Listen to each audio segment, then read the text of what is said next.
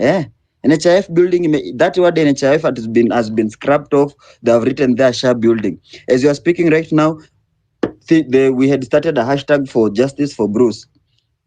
It seems like the hashtag is no longer there.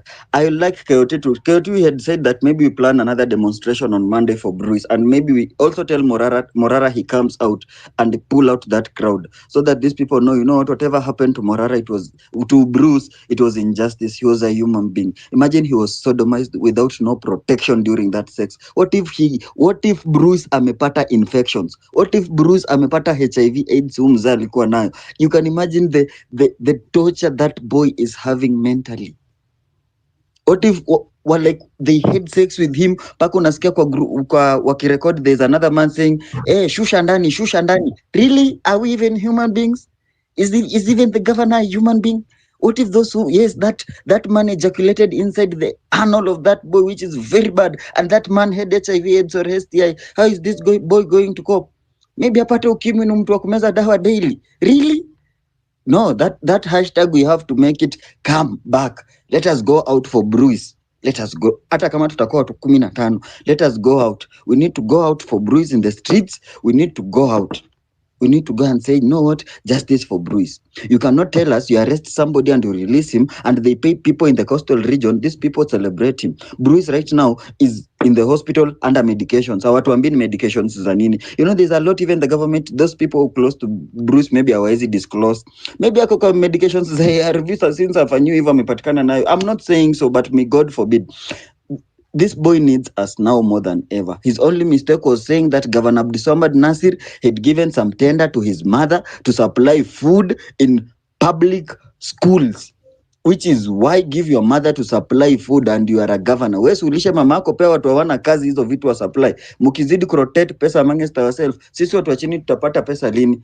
Hata mambo ya Gachagua tusiingilie, wapigane huko. And even when we had a reject finance bill, I remember Gachagua told us very clear, those MPs who rejected finance bill will not receive money for building roads, for road construction.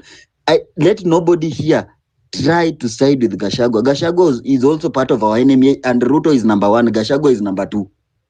Gachagua told us those people who rejected the finance bill will not get money for development, will not get money for roads. Yeye impeachiwe arudi Madhera huko na watu wao na watu wake huko sasa wamefunguka akili. You are going to do civic education to those people and tell them we are past tribalism. You know what? Watoto wenyu wamesoma hawana kazi. Watoto wenyu wamesoma wako hapa nyumbani, kazi ni sigara. I don't blame when youth indulge in drugs. Let me be honest with you guys. I don't blame when youth indulge in taking drugs, smoking weed. Si ati wanafanya kwa kutaka kwao. I've been in that situation.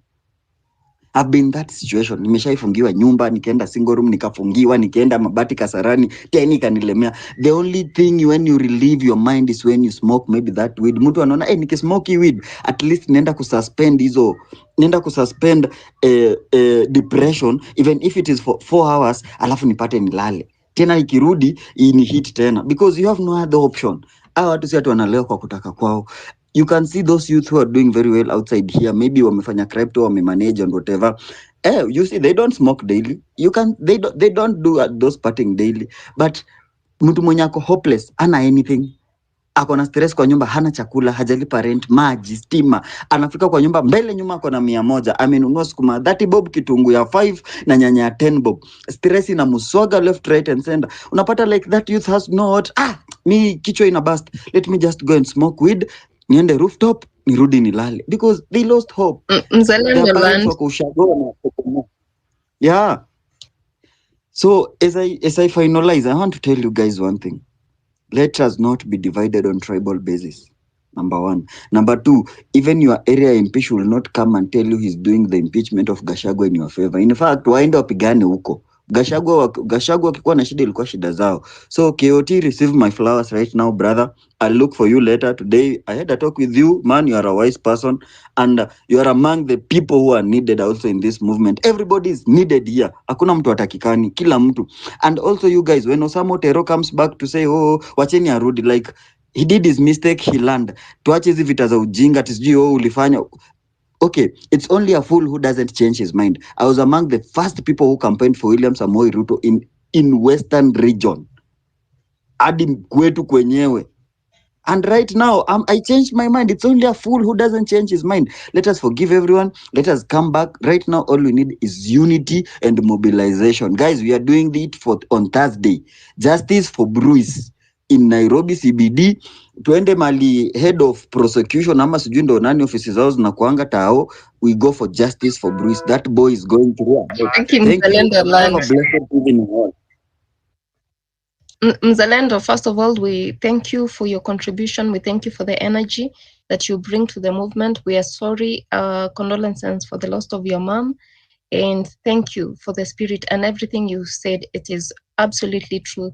We need to think about forgiving Osama. People united can never be divided. I'm going to go to Judy Karen. Guys, please keep it short. Judy Karen. The requests are too many. Judy Karen.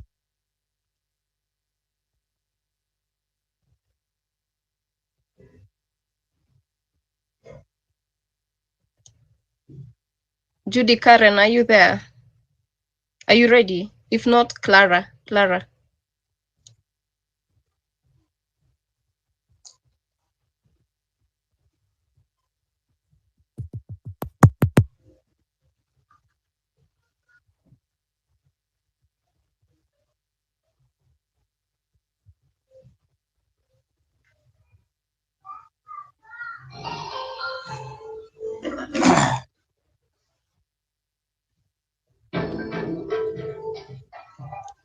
Yende Irudi, kindly mute your mic. Small. Oh, sorry. Small, go. I'm trying to have Yes, a small thank process. you. Okay. Keep it short. Thank you. Sawa. I will start with just oh no, let me start with thanking everyone that showed up today. It was the ground is so I did not see any Kikuyu, I did not see any Kalenjin, I did not see any Luo. We don't need to be wasting our it was such a united voice. It was such a united voice. I would try to encourage everyone to try to do more ground activities. Juan like hapa kwenye kumetuma ma DCIs wa kutu break heart na kutuambia vitu zenye mtu hataki kusikia. The ground has one voice, and that one voice is as powerful as we think it is, because the numbers were there, and it was someone fainted because of in the court. It was that full, and people were just speaking the same language. So thank you.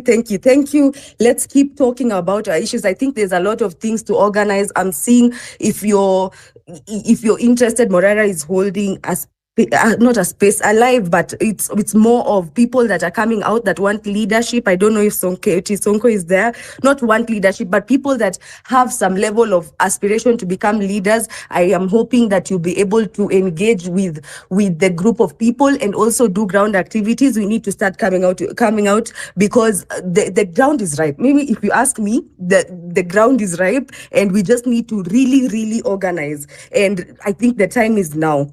And then for Bruce, I think it's not that it was overshadowed. I think it was just an opportunity because Morara gave us a venue to, because there's a lot of placards for justice for Bruce, even there at Milimani Court. And I think the message was there, but I think we cannot be done at that point, because you see the way we let the state think they can be abducting us. We cannot let them think they can be doing this. If you've seen, there's that Gatundu North MP that has made a very silly comment that if it's good they abducted Morara, that I wish they could have left him with some chokoras. You see, they're trying to make it seem like something that is going to be like they're trying to trivialize it, like it's not a satanic act that is wanaanza kuifanya ikani kama kitu tunaweza joke around with. No, we need to find the perpetrators, if you ask me. And I think if we do that to Weziwasimu, these ones deserve. We need to send a clear message to the government that this one is a line you have crossed, and here is our response to it. Me, I am just like the perpetrators. Kwanza, how? Like the exact people, because he mentioned that I think he can face like those exact people. Kwanza, tuna need to send a message to them. Mimi, I don't think this is a thing that we can even let them think they can use. What is that? No, yeah, Bruce, it is far from being over. This was just a uniting factor, and I've seen the numbers. It is our to Wakikuyu. Kalenjin that. Please don't even try mess the narrative. Everyone is so focused. Everyone is focused, if you ask me. And I'm trying to urge everyone to go for more ground activities. It is where actually the movement is alive. It is really why it's alive. So thank you, everyone. Let's keep showing up for everyone, and we are on the right direction. It is a united movement. That's a good title, Sonko. It is such a united movement. And the fact that people are trying to stay together. Okay, tukai pamoja. Even if you were alone at that point, like people were trying to stick together, you could feel that we've not been in these spaces for nothing. Sisi tu si watu wa spaces. You could feel we've done something that is beyond what you can even imagine. So I urge everyone, any next thing, we all show up. We just show up. It is a very friendly and what is it, revolutionary space to be, and it will keep the spirit alive times a million. Because even Morara was so tired, you could see him, but he managed to feed off the energy, and he matched the energy into doing all that. You imagine he's had a rough night, but ground, please, let's do more ground. And the movement is very much alive. Vitu za tribe, msishtuke, we are still there. So again and again, and Bruce Mimi, I was done being peaceful after that video. So the perpetrators should be used to teach a lesson, or rather let's draw a line at some point. Thanks.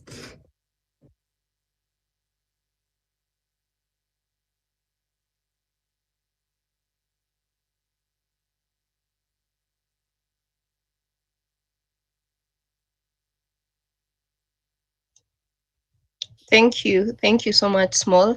Nyalamo, guys, keep it short and thank you. Today we're just thanking each one of you. This cannot be done without you. Nyalamo, please. Thank you, nothing. Hey, I thank everyone in this forum here. You guys made it today. No, not let me retract. Not today. You guys have always been making it, but at least today we made a progress with results. You know what KOT and I think Ras G yesterday were doing, like keeping up with the abductors and showing it up. And one guy from I think it was Nyakundi who captured the license plate of this Subaru thing, and we kept on getting it. And I retweeted it, I put it on Facebook, and I did everything on it. That made us or made them know that we know each and every location these guys are going to. So KOT, everyone in here, nothing. Look, let's just keep it the spirit. And as the lady said, the lady who just said that today there was one voice, no Kikuyu, no Luo, no Baluya, no anything. That is the only solid thing that can unite us. If we start thinking of, oh, my person here, we get distracted. Like Reggie G's thing was supposed to distract us while they're dealing with the Morara. So everybody, if you are like very tribal, they would divert your attention, and then you go start thinking about that and then leave the Morara thing. It's a strategy they're using. You will always see that if they're coming for you, like if they're coming for me for right now, or Bruce issue here, they're going to start something else to distract us away from focusing on a point. So as somebody says, we need results right now, and we need to send a message to these people that sometimes there are lines that they can never cross. Yes, we are law-abiding citizen. This group is legal. We are doing it on a legal forum, but we cannot tolerate the idea of sodomy. You can't take somebody, sodomize him, and then you call yourself a leader still in a state office. I think that is a no-no, and we should always, always ask for this guy here. I don't know why Mombasa people have not done anything, but people who are down in Mombasa should have gone to his office, um, barricade him from getting into the office, and at least do something to show that this act of violence is not accepted by us at all. But otherwise, thank you guys for who are here, to include the spies that I know that are in here. Please keep on spying on us, but we are doing a lawful thing, and we will keep on doing things. And besides that, I know Morara was nothing. I'm just winding up. Morara was released on bail, 50K. Let's pump, inject, whatever you say, just like Mzalendo said, 5 shillings, 1 shillings, kidogo kidogo ujaza kibaba. Let's have that resources so that, like, if anything like that comes up, because they will start going high, they'll start knowing that these people can actually take out their guys. If we started doing this even with the other people before, barricading them, we would have gone somewhere. So, guys, let's, whatever we have, let's just give in to this number here, and make the pot grow. And that is how we make resources. This is not stolen money. So tweet going around that, hey, look how Morara is eating with so many people. So what? It's our money. It's us. We are giving him willfully. We are is not stealing it. It's not going to anybody's pot to start misusing people's money. He can use it on anything he wants to because we are giving it willfully. So let us not be distracted, guys. Just chip in anything. Hata kama ni sumoni, if it's still there, just chip in anything. That's it. Nothing. Thank you again for giving me this chance. Thank you, Nyolamo, and thank you everybody for tuning in to this space right now, hosted by KOT Mabonga. You guys, let me tell you something. I've been avoiding these spaces for the past 2 days or so. From yesterday morning when I saw that video, I was so disheartened. And Mkenya Daima, if you're here in this space by now, I was so mad at you. Like, I'm so grateful for you because you are the person I saw that video from in the first place. And I was so disheartened, like I said. Like, you think it's very important for us to see and hear what happened on that specific day in regards to Bruce. It's very important because if that will not get you mad, I don't know what will. Today was a day where Kenyans showed up on the streets. You all showed up and showed out. Yani, you showed the government that it's not just about these spaces. We are everywhere. We are online. We are there in person. We're there like by foot. And we got our brother Morara released. This battle's not over, guys, by the way. It's not over. It is nowhere near over. These things are being used as like distractions for this SHE shashif that was happening today. What we need to do is like make these guys aware that even though we are on the ground, we have not forgotten what's happening behind the scenes. We are still very much aware of what's going on. And we're going to stay united. I think Small talked when I first came in, and also, you've gone away, so I've gone your name, but I've heard you guys, and we are very much united. We need to stay united. We need to show that we are actually very much united. So, guys, when you come on the speakers panel, speak to us. Tell us what's happening on the ground. Tell us what you're doing yourself and how we are staying united. Because this battle, like I said, it's not over just 1-2 days. It's going to be it's a fight. But as long as we are one, we can do it. So thank you, guys. Thank you, Nathan KE. Thank you, KOT Sonko. And thank you to our speakers and listeners. Let's talk about this. So, hey, Clara on boy, hi.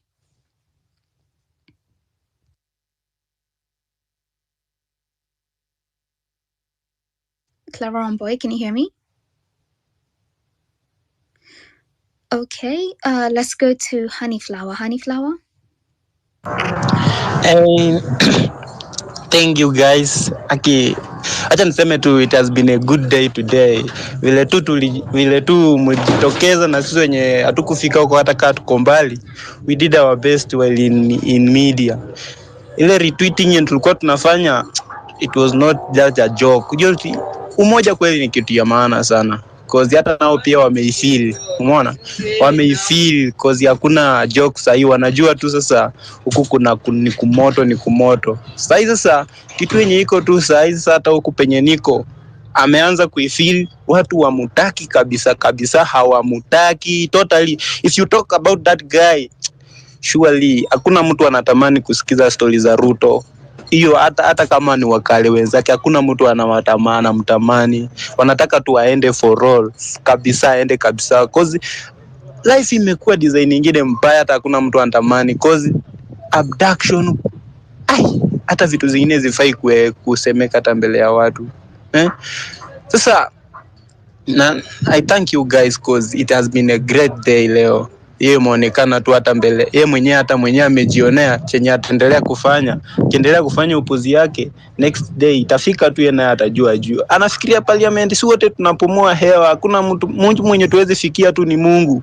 Yeye anatumia hewa hata kama ako na security. Hapo state house ya kipali ya kusema ati hakuna mtu anaweza ingia. Si wote tunatumia hewa. Wenye wataingia watafika na wenye watakufa wakufi, but itakuwa tunamtoa for real kabisa kabisa. Hiyo hata ngoja tena stories zake. Wacha aendelee kutufinya. Siku zake zinafika, zinaendelea kuongezeka tu. Zinaendelea kupunguka, atajua ajui. Tajua tu tumekasirika na hii mambo yake. Yaani Morara Mungu ambariki, tuache huyo jamaa asimame. Yeye ndio president wetu. Hakuna mtu atasema ati yeye ndio president, hata tushamuweka kitambo.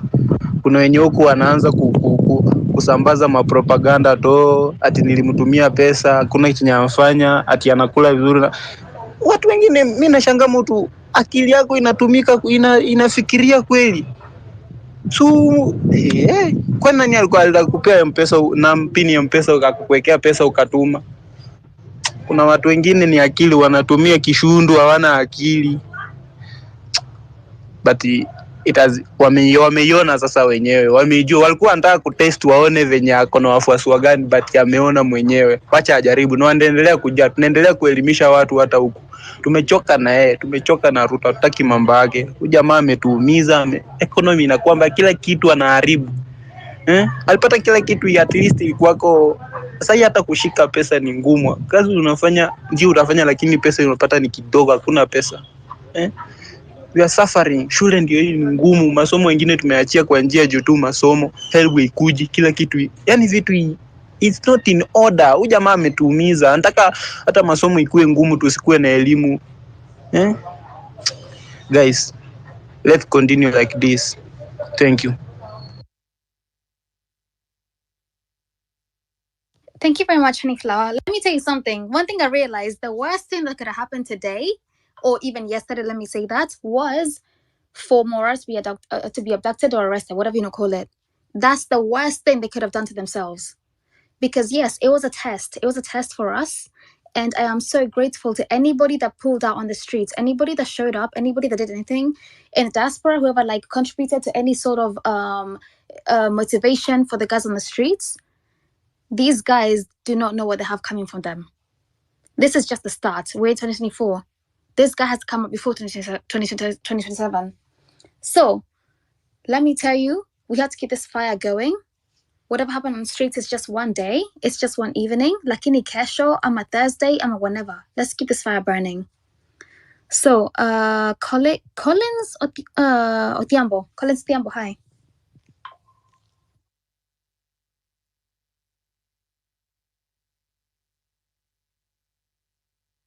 KOT, your space is dropping, by the way. Mabonga, your his is... Okay, so. Okay, so Smark, hi.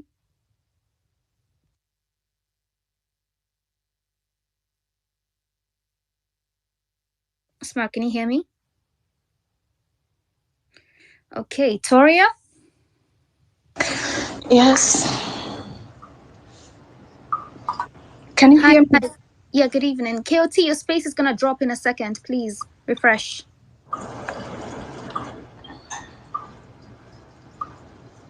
Yes, Binti. Hi, go ahead, please. Oh my God, a united movement. I would have preferred to listen a little bit before I chip in, please.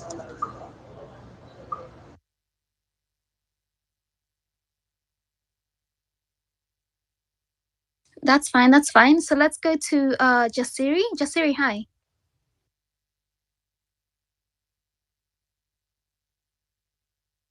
Kwani hamnisikii ama what's going on? Jasiri, can you hear me? Nothing can you try Jasiri, please?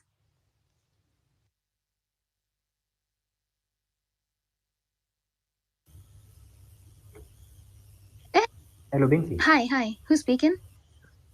What's going on? Jasiri, can you hear me? Hello, Binti. Hi, go ahead.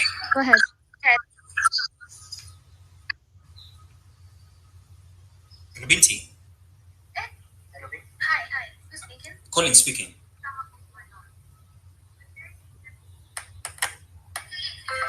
Collins, you have a very like huge lag in your thingy. Please, could you just drop and then come up if that's okay? Okay. Okay, thank you. So for now, let's go to Zabronian. Zabronian, hi.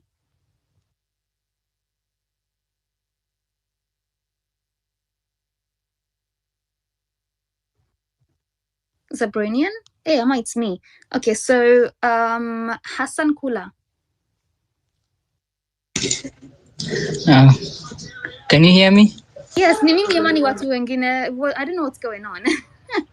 Can hear you. I can hear you. Okay, go ahead, please. I am audible enough. yes. Yeah, go ahead.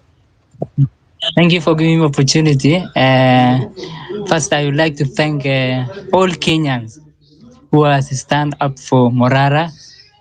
That's really amazing. Some Kenyans have slept along Kiambu Road last night. Uh, some have traveled outside Nairobi to come to Nairobi City to just stand with Morara. Guys, we need flowers. If I can afford, I could have given them all flowers. Let us continue with that spirit because now Kenyans, we are on our own. I want to shock you all that nothing is working for us. Parliament doesn't work for us. Executive, you know how it is messed up. Guys, we need one another. The issue of tribalism, the issue of Mutuetu, I think we have done with it today because nobody have said Morara is this tribe or this. No, because he's a friend of a Kenya. He's a patriot. Morara is our son. He's our hero. You have really standed with him. And we need to continue with that spirit. If we are divided, we'll never achieve our mission. Our mission is to have a better Kenya, a Kenya every person proud of. Now, I want to shock you. Look at how our parliament is now acting. We have a serious issue like SHA, chief, that I think it is 104 billion that the executive have entrusted 104 billion with a foreigner. Our health infrastructure is now in the hand of a foreigner. And our parliament is not even care about that. Now they are bringing the issue of impeachment of the Gashagwa. Really? Is that what we need as a country? Come on, guys. Can you hear me? Am I audible? Am I audible? Yes, you are. Yes, you are. Thank you so much. So I want to add a bit. Uh, I want to just to add a bit on that. I think because today is just I wanted to thank the Kenyans what they have really shown up for Morara. Let me tell you one thing. Morara is a threat to Kenya Kwanza. That's how they're taking him. He's a threat to corruption in this country. Imagine someone has exposed a corruption in this country. Instead of going after those who have looted money, now they are arresting our son, Morara. Wameguza Murima, the real Murima ni Morara. Let us not buy these shenanigans of this Gashagwa issue. We are all Kenyans. Let us rally behind one another. Today it is Morara, tomorrow it is me. So we need one another. Guys, you know what is happening to our airport? You know, I want to shock you again. Kenya Kwanza government only push for their interest. They don't care about Kenya. They have failed terribly, immensely. And now what they are doing, they are going to hunt everyone who say the truth, who exposed this government, they will hunt one by one. So if it is today's Morara, tomorrow it is me and you. So let us be united. Let us hold one another our hand. And also Bruce is one of us. We have to stand for him. Let us go and until that culprit is arrested. Imagine Kenya is now, we say we don't want a gay in this country. Look at that, our son has been sodomized in his own county, Mombasa. So are you safe? Am I safe? Is your brother safe? No. So if you don't stand up for Bruce, I think you need to check up your mind or your brain, and you'll be admitted to malaria hospital. Some of us don't buy why the bloggers of the KK regime posting on social media. Never buy their idea. I thought that they will put a bond of 1 million, but 50K is nothing. I'm surprised that they just put 50,000. I'm waiting for 2 million, 3 million. We'll contribute today, we'll contribute tomorrow, we'll contribute every day until we achieve our mission. Our mission is to better this country, to have our country back. Don't buy the fake news that you see on social media. Have one voice. Better Kenya for everyone. And I have seen the process of Morara try to register a party. If that party goes through, there's all of us register to that party, fund it. We create a website, then we'll fund that party. You can send your 5 bob, your 10 bob, your 100 bob, your 50 bob. Morara said himself he don't want to run for president. But if he say he wants it, well, because nobody has, we have seen in this generation, nobody have put his life in danger like he do. His life, his family life, he's doing it for Kenya. So why can't you trust him? You have even trusted someone you don't know. But the guy is doing good work. So if that party is registered, let us all support that party. It is between us and them. We'll find our candidate, whoever it is, even if it is not Morara. That is how we're going to defeat this regime. Thank you so much. Thank you, Kenyans. Today you have done a wonderful work. Let us continue with this spirit. Thank you so much. Thank you. Thank you very much. Thank you, Kenyans. You're right. By the way, before you leave, Abu, let me ask you, you're Gina, yeah, honorable. You know we don't call anybody honorable these days. Abu Itoy, please. Please, please, please, please, please. Itoy honorable. I talk honorable. Because none of these guys are honorable. Yeah, we are all equal. We are all equal here. Thank you. Lakini, I agree with you with some things that you said. We are one. We are very much one people. And that showed today on the streets. And I am very grateful personally as Binti for everybody that showed out and supported in any way they can. I laugh we want to, Thank you so much. Thank you. yeah, no, that's fine. But I want to call call for action for something because I feel like we're sugarcoating this thing. Bruce was not okay, he was sodomized, yes. Like let's call it as it is. That was rape. And I'm very sorry to anybody that's very sensitive to that information, but that was rape as well. So let's call it as it is. This government is very much okay, it seems, with rape. How do we fix this? Esther Muthui, hi.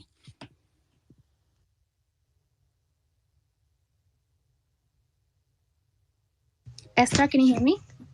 Yeah, I can hear you, Binti. How are you? Surviving. How about you? I'm good. We have to be happy even if we are surviving because nothing that is big than gift of life that God has given us. So we are grateful. I would say that I'm so happy to see that they inject party is reserved very well, and that is giving me a happy moment. I would say I'm also happy for the unity that we showed. Um, our enemy is only one. Our enemy is only Ruto. We do not have another enemy. I saw the unity with our brothers, Osama Otero, and people are really embracing him.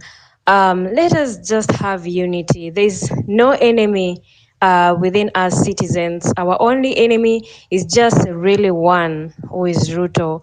And I would say they're just impeaching Gashagwa, but I would say if they would just do it for Ruto, then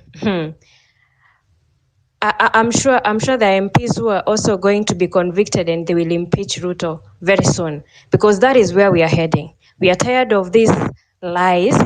And I was just adding a comment somewhere where I was saying Ruto is a robot, Morara is a human being.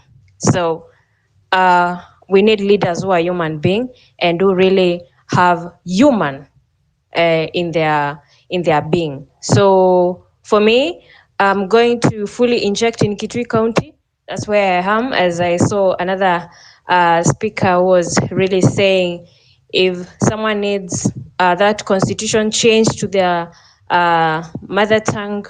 Personally, I read Kikamba. I did an exam in Kikamba. So I'm ready to do it voluntarily for our constitution. And that is going to be very powerful because the civic education is going to reach to our shows our grandpas in their own dialect language, which will be very easy for them to understand what is going on in our country.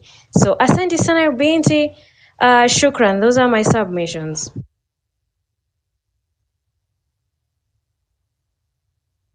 Thank you. Thank you very much, Esther. So you guys had if you want translations into Esther's language, please reach out to her and she can help you out.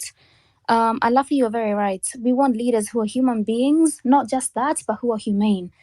People that value life, people that value like all our needs as human beings. So Collins, please go ahead. Hello everyone. Can you hear me? Yes, go ahead. Okay. Give my submission by starting to appreciate everybody who made it to the courts today, and for the team that we were with yesterday, trying to locate where Morara was from the DCI. I was at the DCI. We were told by Hussein with the Mutata that he was in Kamukunji. We went to Kamukunji. We went to Nairobi regional office. All those people who were there, we appreciate you for taking your time because nobody was paid to be there. My appreciation to everybody who made it online and every person that I would say. So I would also want to tell everybody that as soon as we are allowed to register for votes, please register for votes. Register and take your card because the enemy is everybody. For the nice guys who are here, I don't care if you take my name or whatever, but the enemy is everybody who's in this government because nothing seems to work. And if you think that something is working on your head in this country, then there's something actually also wrong with your brain.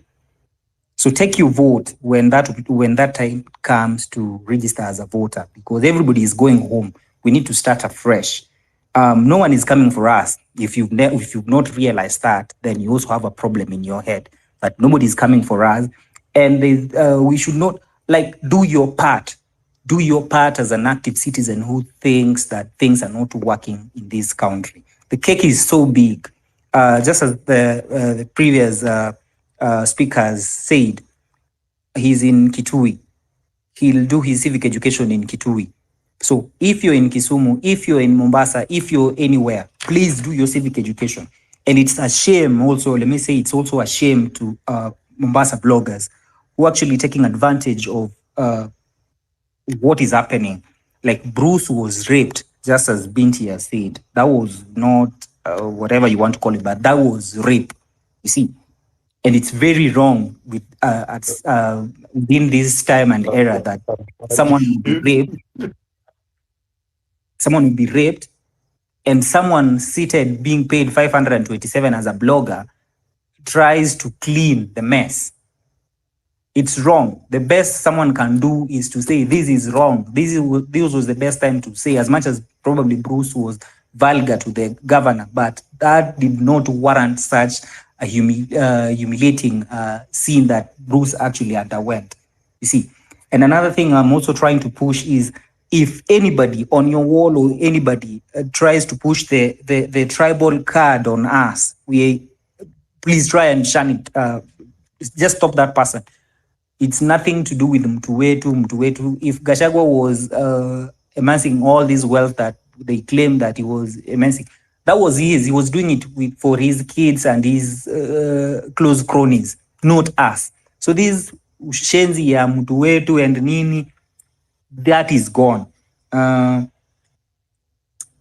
last submission is, I'm trying to push for a Church for Good Leadership petition. Please go to my page, check. And this does not only apply to church, because I come from that school of thought that I believe that church can also help us in this. I'm not a Christian. I'm a Christian. I was a Christian, I would say so. But I believe that we are in this mess because the church was in honeymoon with the oppressor for so long, to an extent things actually messed up. So I'm also a believer that the church is the only, to some extent, can also help us in ensuring that there's moral is back. So go to my wall, please, look, DM on submissions that you think we can add into the petition, because we are setting a petition to churches in the whole country, just to tell them that we need their help in this. We need their help just the same way they give politicians time to corrupt our mothers' minds and our fathers' minds in the village. We need also civic education to tell our parents that when you vote a good leader, these are the benefits. You see, you saw that MP was spewing shade. Sorry to say, but that was shit when he was saying Morara would have been taken to where and be placed with chokoras. If we elect such leaders, then we don't have a country, because you elect bullshit, you get bullshit. And that is what we are trying to avoid this time. If Ruto has gone home today or tomorrow or 2027, that is the same mistake that is a mistake that we should not repeat. So help me push for the petition. And I'm open to ideas. I'm open to anything that can be added into the petition, so that because the goal is one. The goal is to bring sanity back into the country, because nothing seems to work. As I finish, Binti should also tell us where you learned your English. Thank you so much. Sasa. What does that matter? KOT, Mabonga, your space is going to drop in a few seconds. Please refresh. I'm going to reload. I love you guys. Can you see the number in the Jumbotron? 07104-52543. Please, let's support our brother with our data, with his data even, because he's the one that's helping us hold this thing together. So Collins, my English does not matter, lakini, don't worry about that. Anyways, yes, if you have any ideas for a petition that Collins can use, please DM him, get back to him, and we can go from there. I'd like to go to Noel next, and then Farah. Lakini Farah, if I can get Wanjira up here before you, I will give her the space before you, if that's okay. But for now, Noel, hi. Shukran sana. Hi, I don't know whether you guys can listen to me. Yes, we can hear you. Go ahead. Nashukuru sana. First of all, ningependa kuwashukuru wale wote wamesimama na Morara Kebaso. That was so good. And I like the topic, a united movement. So Morara Kebaso is a representation of everything that we desire as youth, as the new generation. It's the physical manifestation of zero corruption and tribeless. So mi natoka Taita Taveta County, but born in Mombasa. Kwanza pili ningependa kukashifu sana kwa vitendo za Abdul Somad Sharif Nasir. Ndiyo alikuwa mbunge wa Mvita constituency, na ndo mara ya kwanza hapo tulianza kumsikia. Alikuwa anaenda na slogan ya like father like son. Hatukujua like father like son ni kutuma wanaume waende wabake mwanaume zao. Jambo kama hilo. Hello. KOT. Hello. I don't know kama mnaweza nisikia ama nimewapoteza. Yeah, go ahead. No, go ahead. Yes, so hilo tendo tunalikashifu sana and jambo lingine linatokea tena kwa hii conversation yetu, mtu wetu syndrome. Watu wanajua kuwa hili jambo ni mbaya lenye limetokea. Hakuna mtu angependa itokee kwa mtu yoyote wa karibu, hakuna. Na ni maneno ambayo huyu kijana anaitwa Bruce aliongea, ndio alimtukana mamake Abdul Swamad Sharif Nasir akisema kuwa amezaa mtoto haram, lakini yeye alichagua siasa. Kama umechagua siasa, jina lako linafaa likuwe pale juu, watu wote watasema mazuri na waseme mabaya. Leo hii wewe unatuma watu wanaume waende wambake mwanamme wa film kabisa kwenye mtandao, waeke isirculate ili kucause trauma. Kama mjui chenye Abdul Swamad Sharif Nasir anataka kufanya ni kuinstill fear to the youth. Anataka kupromote fear, and that is terrorism pure and simple, because wewe unatumia fear to promote your political agenda. Unajaribu kuwaonyesha wale vijana nini? Mtu yoyote asisimame kabisa kunikashifu hata nikifanya jambo baya. Mtu yoyote asisimame kunipinga hata nikaenda south. Na watu wengine wako pale wanampigia makofi, wanasema kweli Abdul Swamad Sharif anaifanya kazi. Eti na kazi bado. Kazi ni kubaka wanaume. Hilo jambo limenishtua sana na hilo jambo limenikasirisha sana. Na hili jambo linafaa likasirishe mtu yoyote, because this is something that can happen to you, to somebody close to you, and God forbid. Lakini mbunge fulani somewhere kusimama yeye kusema kuwa Morara pia anafaa afungwe na wenzake afanyiwe kitendo kama hicho, ni kumaanisha nini? Mmeanza kudisrespect the youth. Hilo jambo mimi alijanifurahisha sana. Pili, tatu, ningependa kuongelea kuhusu abduction. There is an abduction that had happened. Najua I shared it with you on Twitter, and thank God kuwa you guys retweeted and a guy by the name Graham aka Maeresho Shomosho. So huyu ni kijana mwenye alikuwa anatoa civic education in our local Taita language back at home. So the deputy speaker sent some DCIs, 6 of them, kumwamsha asubuhi 6 a.m. kumpeleka Undanyi police station. Were it not for the noise that you made on Twitter, we will be witnessing another sad story. Were it not for the information that you kept on sharing, this will be another statistic of abduction and forced disappearance.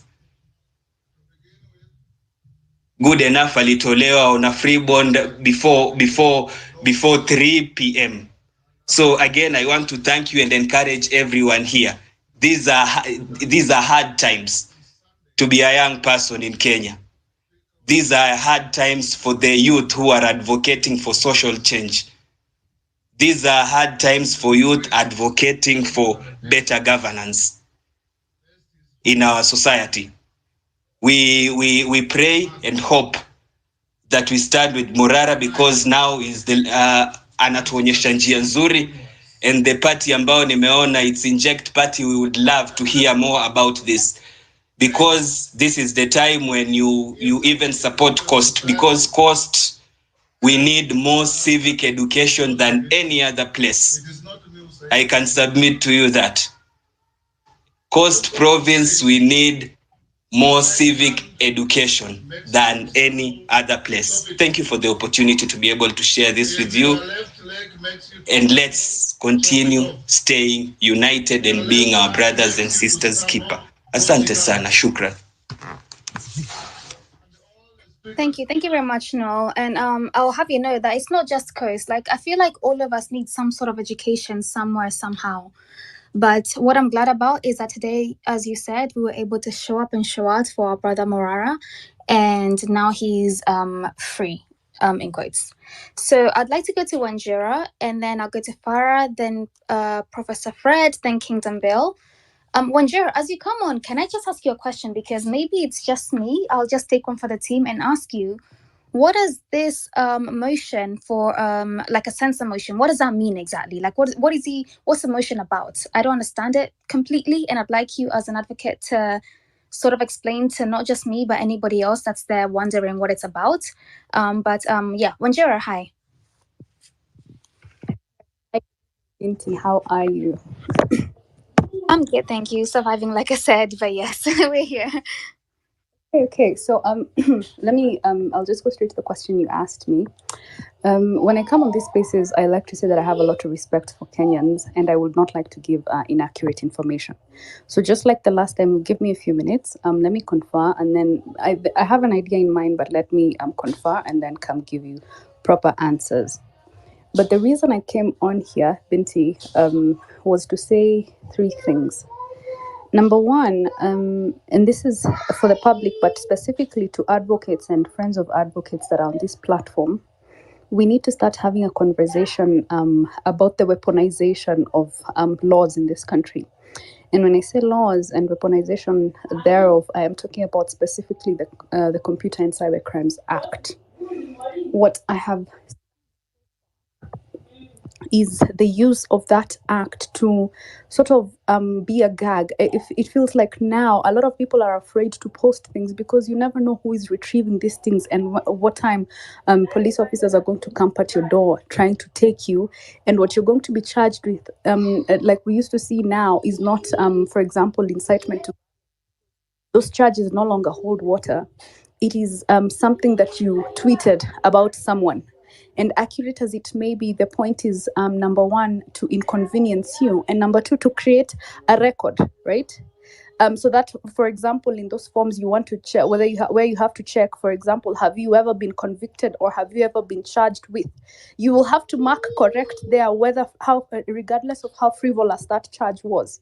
So we need to start talking about that, the weaponization of laws in this country to suppress the movement, because now the movement is no longer about sisi kwenda kurusha mawe kwa streets.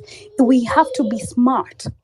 And it seems that the government is trying to pull one up over us when they start to weaponize and to use legislation like that to create criminal records for young people.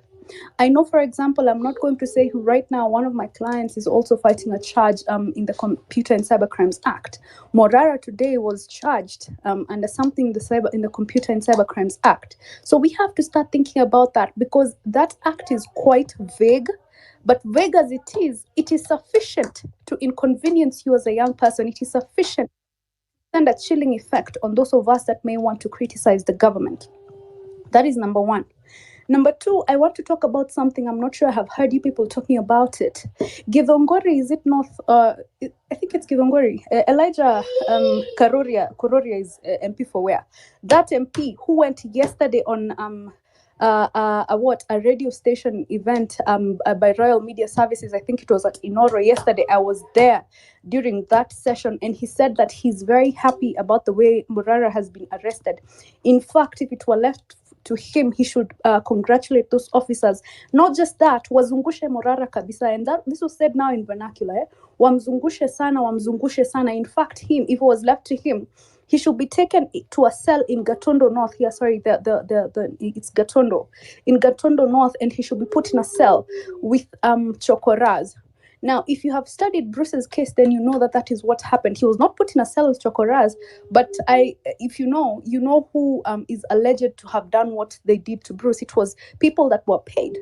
So essentially, Elijah Kororia was saying that what happened to Bruce should more or less have been done to Morara. And I do not know why they are not coming for Elijah Kororia. I do not know why they are not charging him, because that is incitement to violence.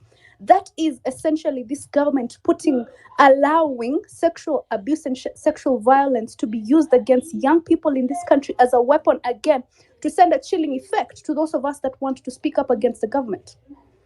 And that is not being done. Nobody's talking about that. In fact, were it not for Njeri Wamigwe today who wrote an email, and others who wrote an email to Royal Media Services, that you need to tell us why someone came on your channel and said this kind of vile nonsense, sort of endorsing what happened to Bruce, and nothing has been done about that person. That is number 2. Number 3, I want to say that we all are Morara. Morara is us and we are Morara. Sasa penye imefika, it feels like things are too hot for a country that was just out of elections 2 years ago. We have a fairly still fresh administration, but things are so hot on the ground. I don't know how we're going to survive the other 3 years. And let me say that what happened to Morara can happen to any of us, and the same unity that we have extended to Morara should be extended to each and every one of us. Today, I know that there's I think Collins Okumu is in custody. He was arrested today. Another advocate also was arrested today. And we cannot relent. I know we think we won today, and we probably did. It is one small score on our board, but we cannot relent. The same fire we had yesterday going for Morara, watu wenye walikesha, we took tulikunywa tear gas hapo HQ, watu wengine wakazidi DCI. We should not relent. Guys, I know the government today feels like they want to let us be a little, feel like give us we feel like we need a minute to enjoy this victory. Wacheni niwaambie, we have just started. The longer road is what is ahead. We have barely scratched the surface. What is ahead is bigger. So we may have won the battle, but the war still awaits us, guys. Tuzidi, unity is the only way we're going to get there. Again, Binti, thank you for the platform. I will be back in a minute to elaborate on what you asked me. Thank you. Thank you so much, Ranjira. And yeah, you're right. Like, this is only just a start. We're just scratching the surface, so we shall not relent. Let me just say, we shall not relent. Morara is one of us, like you said, and yes, we are just like him. It could be me today, it could be you tomorrow, it could be Mabonga any other day, it could be anybody else in this space, it could be Kingdom Bill, it could be Professor Fred. So, Professor Fred, please go ahead. And sorry, Wanjira, please stay on the speakers panel, just in case I can't add you back. So just stay here, and then we can, when you're ready, just put your hand up and we can put you on. So, Fred, hi. Binti, I thought it was me. Oh, Pole Farah. I'm so sorry. I'm so sorry. Yes, it was you. I'm sorry, Farah. Hi, go ahead. Sorry, Fred. No. Let Fred go then. Ushamtaja. Itakuwa si heshima. Wacha yeye azungumze kwanza. Hey, Pole. I'm so sorry. So Fred, if you're ready, please go ahead. If not, then Farah will go.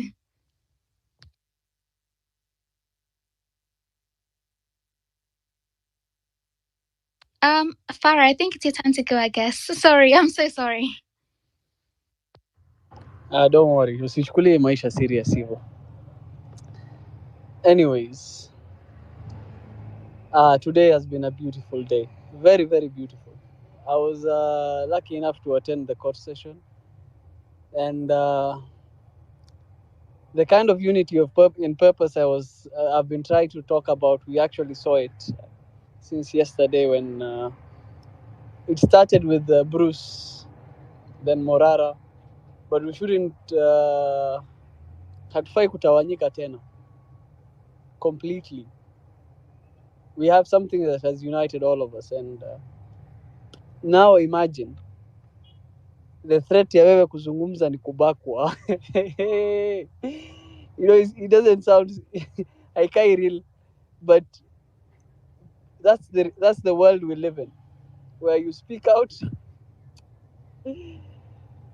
unatumiwa wanaume, and see, it's impossible to go back now. Impossible, because even the judge leo mahakamani alijaribu kusema 1 million cash bill kama joke. Karibu tuanze maandamano hapo ndani. And you see, everybody across the country, everybody felt that there was an agitation. We should build on this. Sasa tuchague vita ingine moja, tukufe na hiyo. Because I'm very hopeful, very, very hopeful. After the kind of unity I saw today, hii activism naweza nikafanya for life now. yani unapenda nchi yako bure. I came out of the courtroom nikaona kina Marvin Mabonga hapo wanapigwa tear gas. Watu wamerudishwa huko nyuma kabisa, wamefukishwa barabara. Kina KOT wameshikilia placards za Free Morara and Justice for Bruce. Now the same unity we've had for Morara, let's have the same unity for Bruce. Because for him, he needs us as much as Morara did. They've taken away his dignity. They've stripped him of the will to live. How is he supposed to fit back into society? How mtoto wake analelewa aje with the reality of what has happened? Put everything into context and put yourself in their shoes and tell me how you're supposed to move on after that. He spoke out and he told us that this and this had happened because he asked for good governance. Yes, alitukanana, but that's what you get as a leader. Una lead wenda wazimu na kila mtu and everybody saying nobody's going to talk to you kama ndugu yako. But the punishment of that should not be sodomy. It shouldn't. We should never get there as a society, and this should never be normalized. Nor should it ever be trivialized.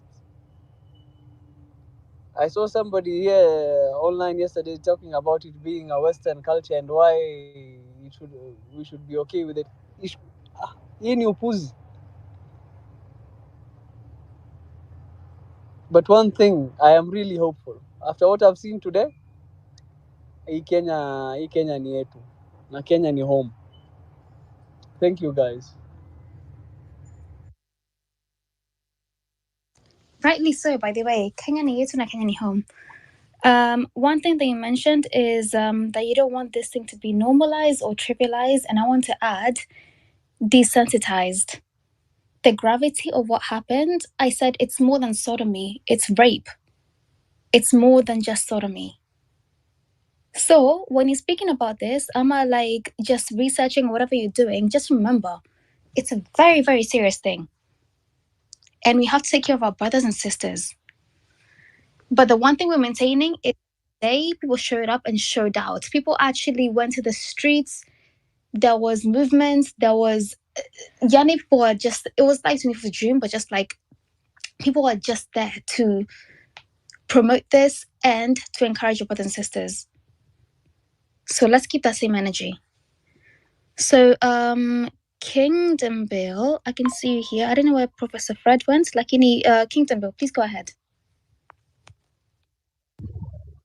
Kenya ni home and home must be rescued. So I'm so excited about today. We've done really well, and that is we've shown we're united. And I know they are scared. I've seen them in parliament saying they are scared. I don't know what is scaring them, but they need to be scared that we are back. So first and foremost, I feel so bad after I heard what Zalendo Hello, had can to you say. guys hear me? I don't. Yes. Hello. Yes, somebody speaking. Please just let Kingdom Bill Billionaire, sorry, speak. Okay. So I listened to Mzalendo and I'm really moved by his situation. And I think sometimes we have to take the bull by its horn. When he says he's done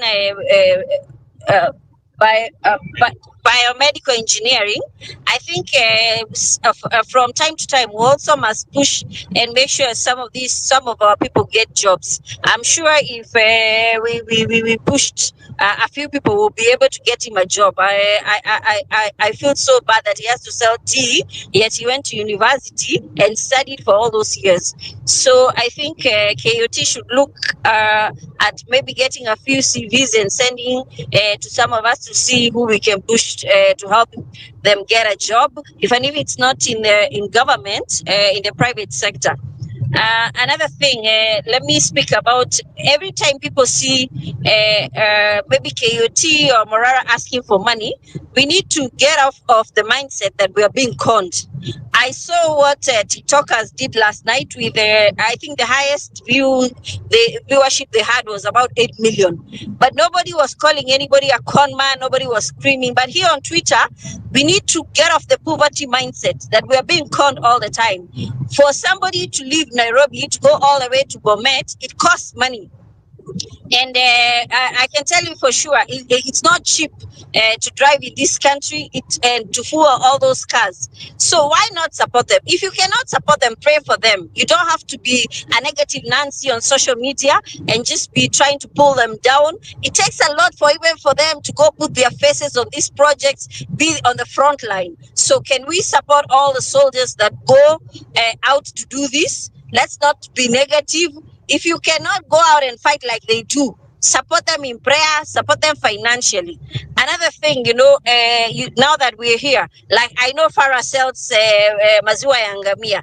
I export meat na wanyama to the Middle East. So there's networking. So if we can also pick some of our people and say, instead of people dying of depression, I think it was Mzalendo that said it gets to a point where people are now smoking bang.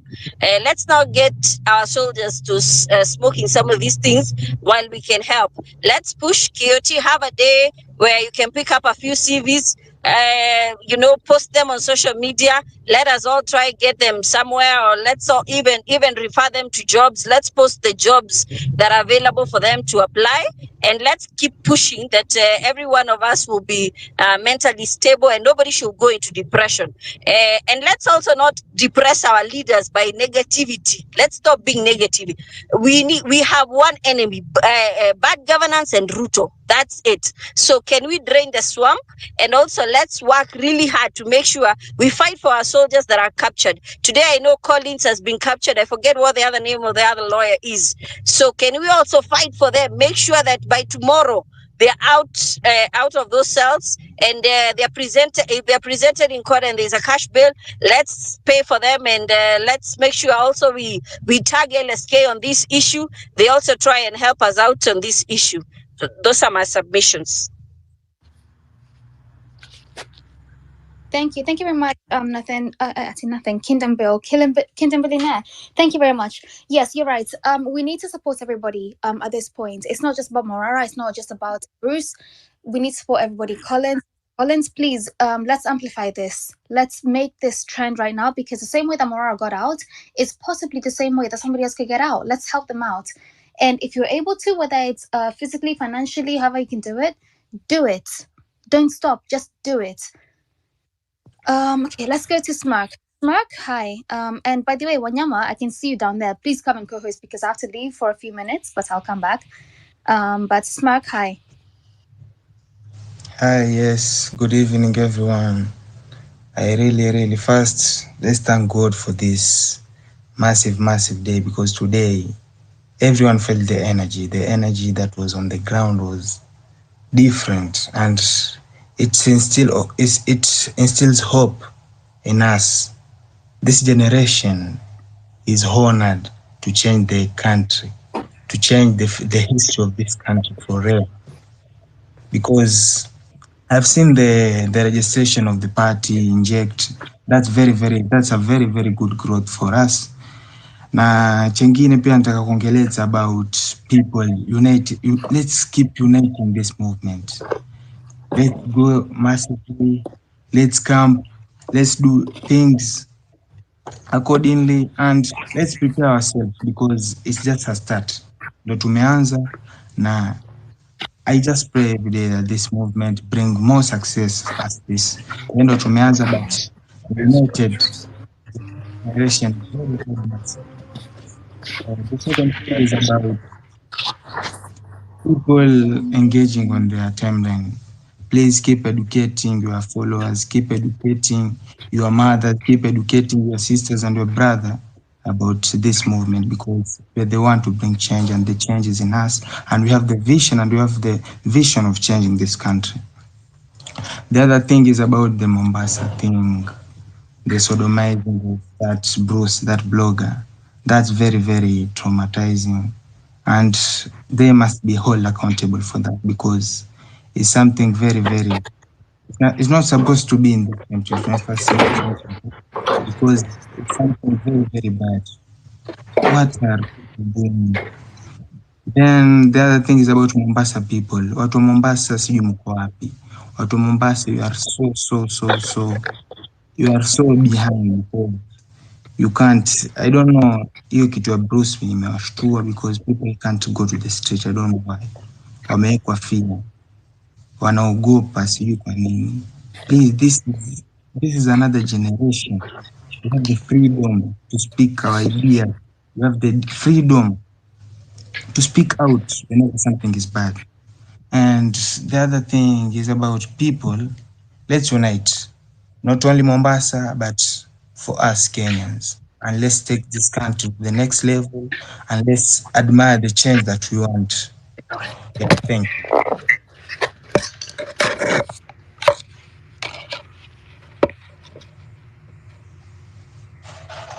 Hello, can you guys hear me? This is Wanyama. Can you guys give me 100 if you can hear me? Even in the audience, give me 100 if you can hear me. Okay, thank you, the speakers. But in the audience, can anyone hear me? Give me 100. Like react with 100 if you can hear me in the audience. Thank you, Professor Fred, as well. Thank you so much.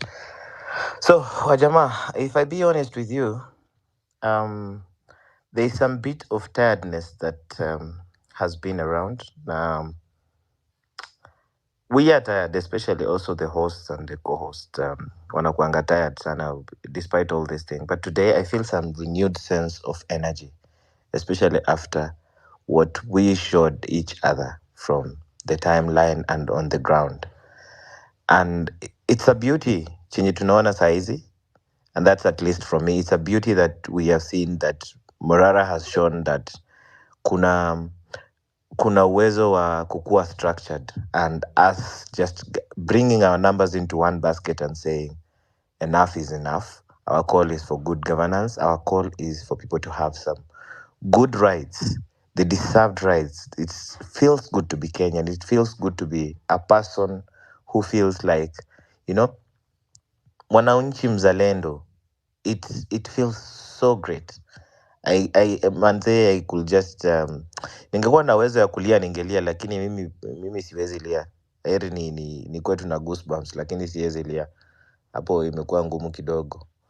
But there is pride in whatever we have witnessed today, and may it continue like that as we keep the numbers going, both on these digital platforms and also on the ground. Naambieni kaka zetu wa TikTok, tuko pamoja. Watu wasijaribu kusema sijui Twitter is where the revolution is, sijui TikTok is where the revolution is. The revolution has always been on all the digital platforms and on the ground. Tuko pamoja because we are the people. And the precursor of our constitution says the people shall. And we shall, by the way. It's that belief of us getting to the end. So keep the conversation going. I was enjoying to listen, but hatutaki space ianguke as much as co-hosts wako na little things of doing on the side. Not little, big things of doing on the side. I hope Mabonga atatuma hapo atatuma co-host invite for the next 1 hour or so, as I push this conversation to the next hour before I also drop. So thank you everyone who has decided to also step up and come to the speaker panel. Kujeni, muonge. Ukikuja hapa bana, anguka na lugha yako. As I always say, my name is Wanyama Wafula, and I hope everyone has a renewed sense of energy as I have. I think my first speaker should be Book 10.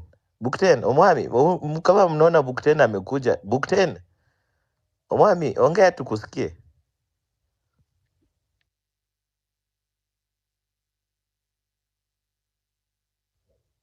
Victoria, can you hear Book 10? Mimi namuona kwa listeners. Anacheka. Book 10 ongea bwana. Fungua hiyo mic uongee. Si mtu amweke kwa speaker please. Kuna kwa listeners. No, ako hapa kwa speaker panel. Okay, Bukten, we can't hear you. Unaweza drop then ukurudi and we'll give you back. Wanyama, you are macho ndo mbaya. Bukten ako kwa listeners, wewe unasema ako kwa speaker panel.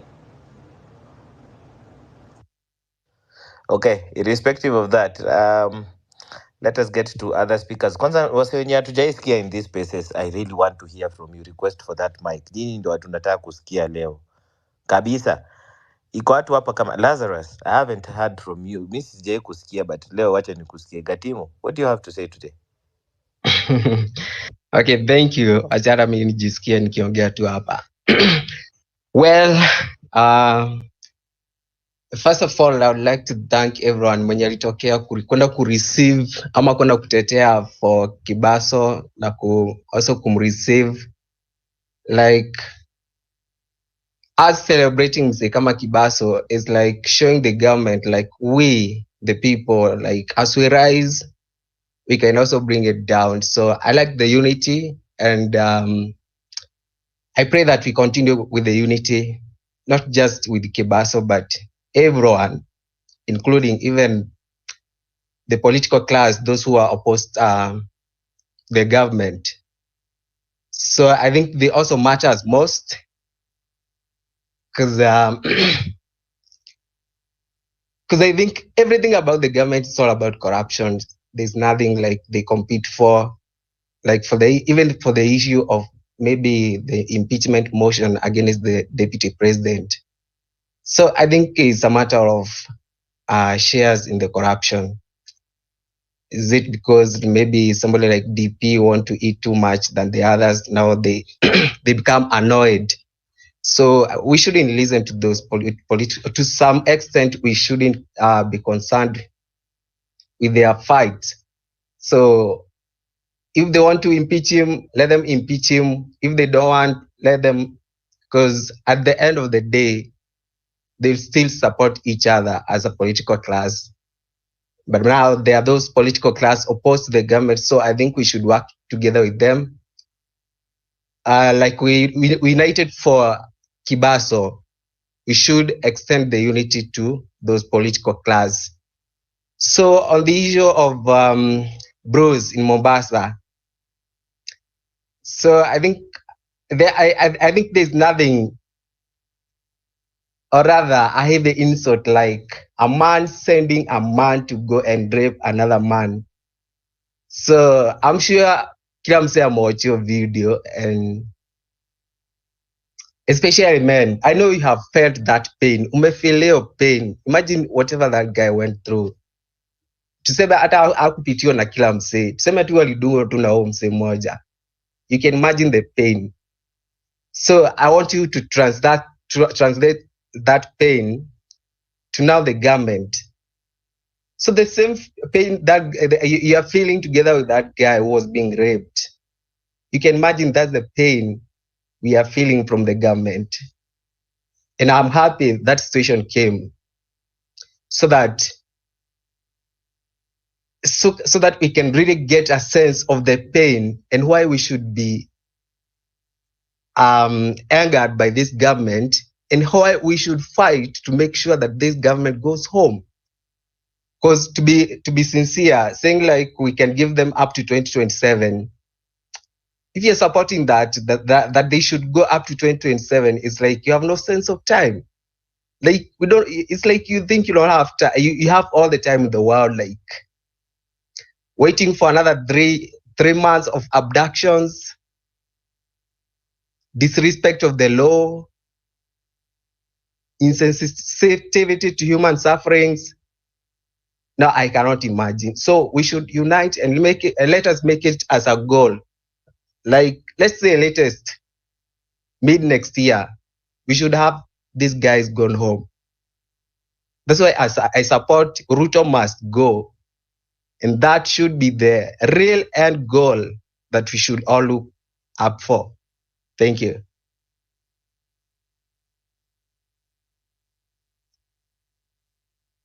Asante sana. Thanks a lot, Lazarus. Let's go to Mr. Ndo. Mr. Ndo. Yes. How are you doing, guys?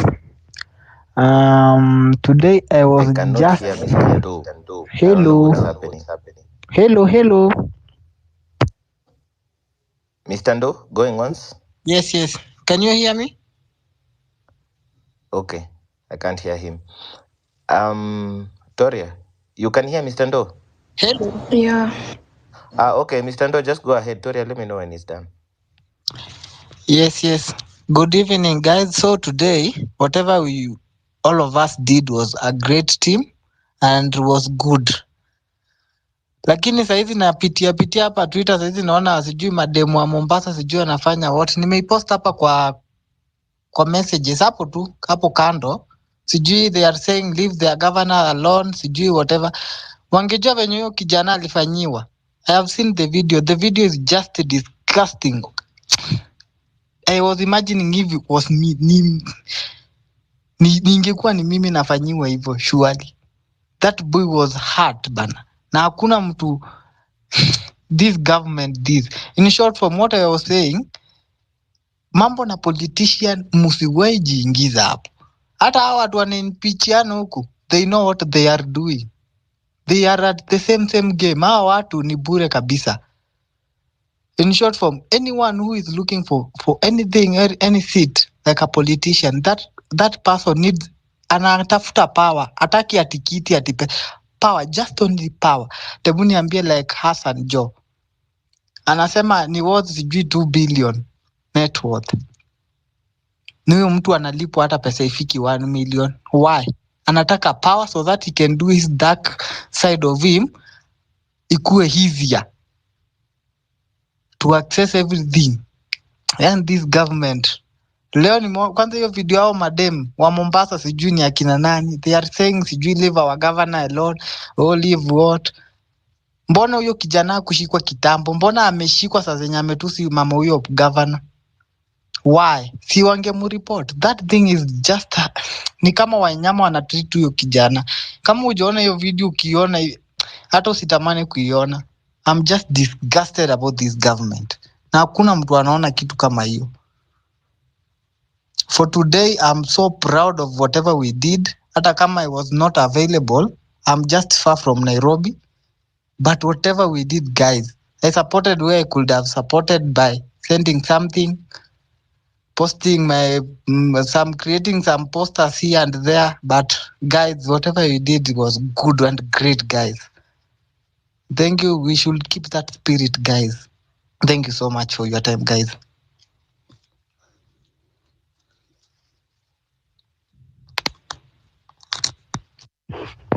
I'm done, guys. Wanyama, he's done. Thanks a lot.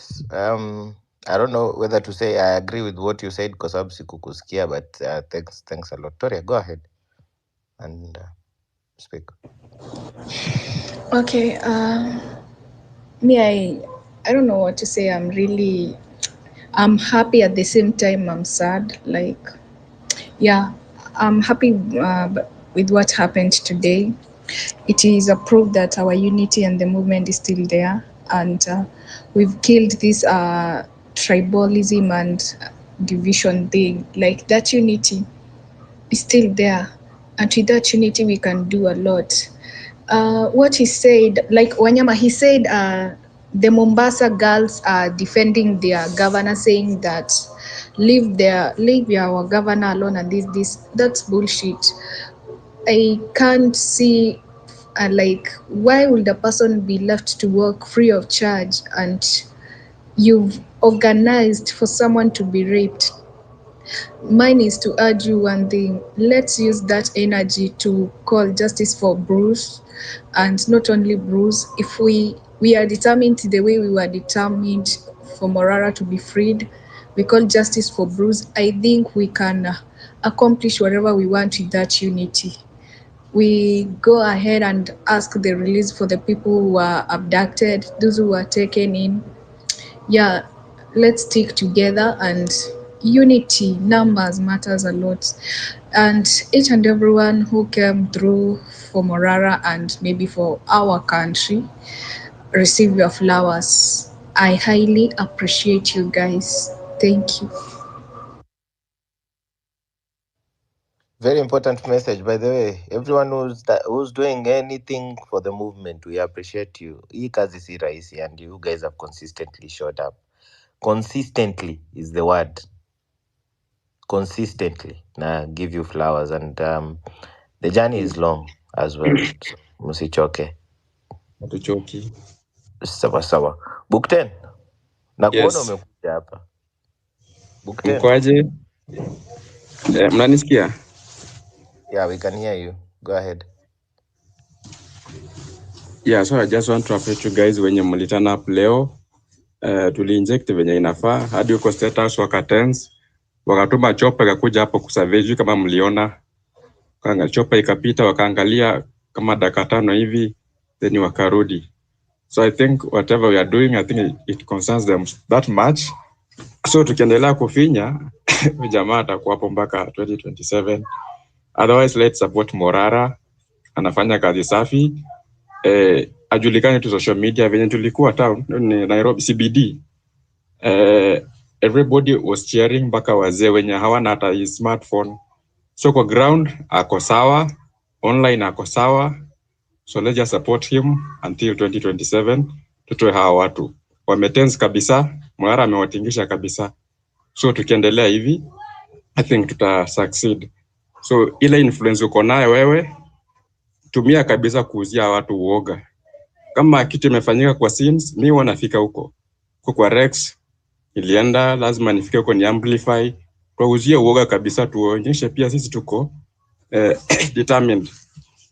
Ndarasha tulienda huko, leo CBD tumekuwa, tutumie influence tuko nayo kabisa ku amplify vitu tunafanya. Yeah, that's my opinion. Sande umwami. Naendelea kushow up kwa ground hivyo bana. Inject bana. Huko tunasemanga mundu humundu. Endelea kuweka hivyo. That's the best way to do it. It's very very plausible. So yeah, and let's support Morara at all costs. Sawa, support to Morara as well. Umesalimiwa na Masi. Nimesalimika. Thanks a lot. Haya. Those sijui ni Masi mgani, but asante sana. Masi ni wengi. Masi Masai. I knew what I'm saying. It's just that ninacheza Toria. It's okay. Asante sana mwami. Salimia Masi pia. Wherever you guys are. Good for you. But dust is constant, mwami. Ask Kochi, how are you today?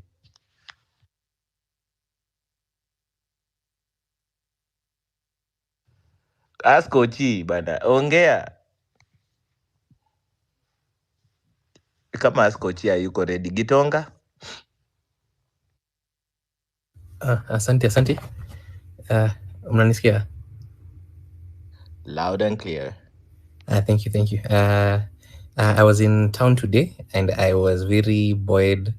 Nilifurahi vile mambo iliendelea. From court, hata hiyo tear gas iliongeza in my mind, hiyo ni kachumbari. It is wonderful that ndio kuna watu ile, well, sijasikia kama kuna mtu aliumia ama nini, but it was organized, it was chaotic, it was boisterous, it was wonderful. And unajua politics should be, tunataka tufike mahali politics is both genuine, it is fun, it is engaging, because for a long time these people have been controlling the narrative, and tunajua tunaingia phase sasa ya kupiga siasa, so that we counter them with decency, but pia tunajua tuko na capacity ya kushuka na wao ikifika hapo. As regards the other things that are going on, we are, well, myself, I'm very, and I believe most of us are also very awake and aware. Bado unajua bado kuna vita ya ndani inaendelea. I believe hata shift bado inaendelea, and I know in the fullness of time what is good and proper shall always prevail. So hiyo inaendelea bunge, hata nafurahi. I am very happy that they published the motion against Gachagua. Tumeona vile ameamass his mask like a crazy amount of wealth, even if and those things are not lies. I'm very Gitonga, interested. Gitonga, just a second before Andele. Ninja, please mute your mic. Ninja, please mute your mic. There's a feedback coming through. Nishamit bro, nishamit. So Finye kwe red hapo. Sawa. Endelea Gitonga. Thanks a lot, Ninja. Yes. So these things we've always known. I'm sure EACC have known. I'm sure hii serikali najuanga, as in literally you can't transact the amounts of money, because I've made a point of reading that impeachment motion kutoka hiyo ground 7 unapata ati sijui kuna kampuni ya events imelipwa 100 million, unapata nini. They know these things happen, but no one talks because it serves them to keep quiet. Mungu anatumia njia zake. It is some of these things you can't explain it. No one, it wasn't us who prompted these things, or maybe it was us, maybe it was that movement, maybe it was June 25th that caused the rift between president must go na huu jamaa wakosane. So usiwaambie hii kitu haifanyi kazi, in many ways, and these people think they are smart, but clearly you can see, and before it's too late,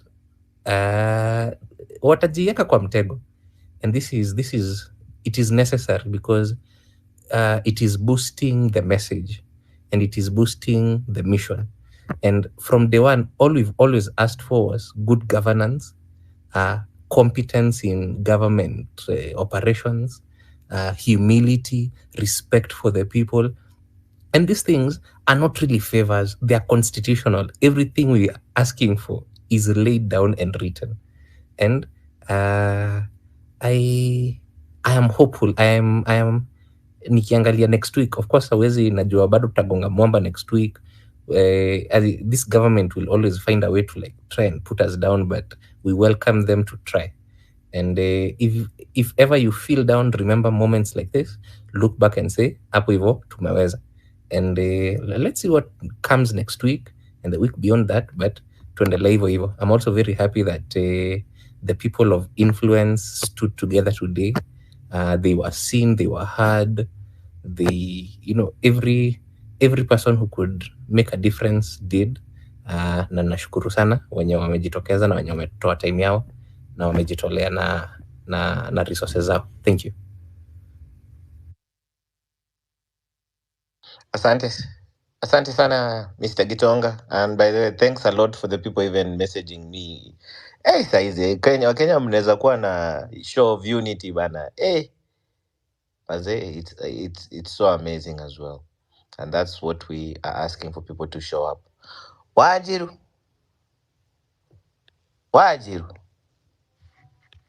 Yes, I'm here. Si uongee Hi guys. jamani. Hi guys. First of all, I love Kenya. I love us. Akijana at night when the space were going on, we cried. Hatuko tuna imagine Morara alikuwa ameshikwa. I remember we cried, a bunch of us. And leo when amekuwa released and akaenda ka inject, let me tell you the amount of hope ametupea. We can't even hatuwezi quantify. It's so big and we appreciate him so much. We appreciate everyone mwenye alistand na yeye. Tunaji appreciate.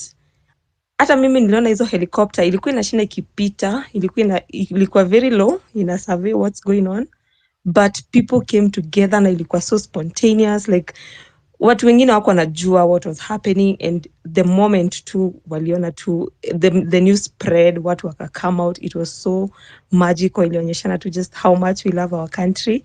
And kama ulikuwa na feel ku give up, today is the turning point.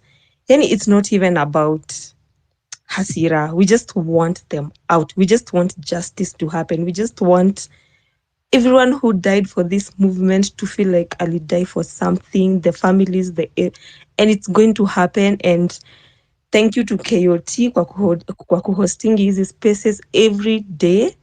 Hiyo ni dedication, by the way. And for us, wenye hatuwezi kuhost these spaces, hatuwezi enda uko mashinani, hatuwezi nini, we are so happy to always contribute, hata kama si ya civic education. Mi hata niko willing kununua ya maji pekee, because yani you guys mnajitolea and we appreciate you guys so much. So that's my submission. Mi niko nataka tu ku appreciate, like leo imenipea yani motisha ingine, I don't know. Na feel ni kama sasa tuko June 24th, ile yenye tunajua kesho tunaenda kutoa mafala kwa hiyo parliament. And history ya Gachagua ilikuwa tu gimmicks.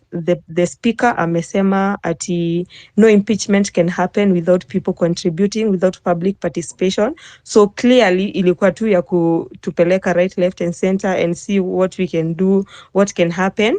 Kuarrest Morara ilikuwa to just test the waters, and to stand on business, and that's what we mean. We mean business. So thank you guys, and I'm just so happy today. Leo kuna mtu anaweza spoil my mood. Thank you. Thank you to Wanjiru, and we are cruising nicely. Ninja, hebu inject sasa. Unmute to inject sasa.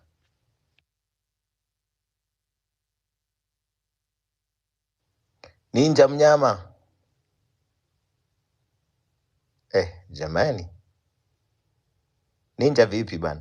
Na kupatia mic moto hivi alafu na una trip jamani. HCL naona mkono iko juu. Go ahead and speak. Mwakalu. Good evening everyone. Kwanza natoa shukurani za dhati kwa kazi yenye tulifanya kutoka jana mpaka leo. Leo nahisi nenda kulala na viatu sitoi. Kwanza nampatia kongole bwana Kioti, Wanyama, Toria kwa hizo juhudi zote zenye wamezifanya. Wengine hatukuweza kufika kwenye hizo jana usiku, lakini tunashukuru leo tumeweza kufika Milimani Lokot. Tumekuwa pale paka Morala katoka.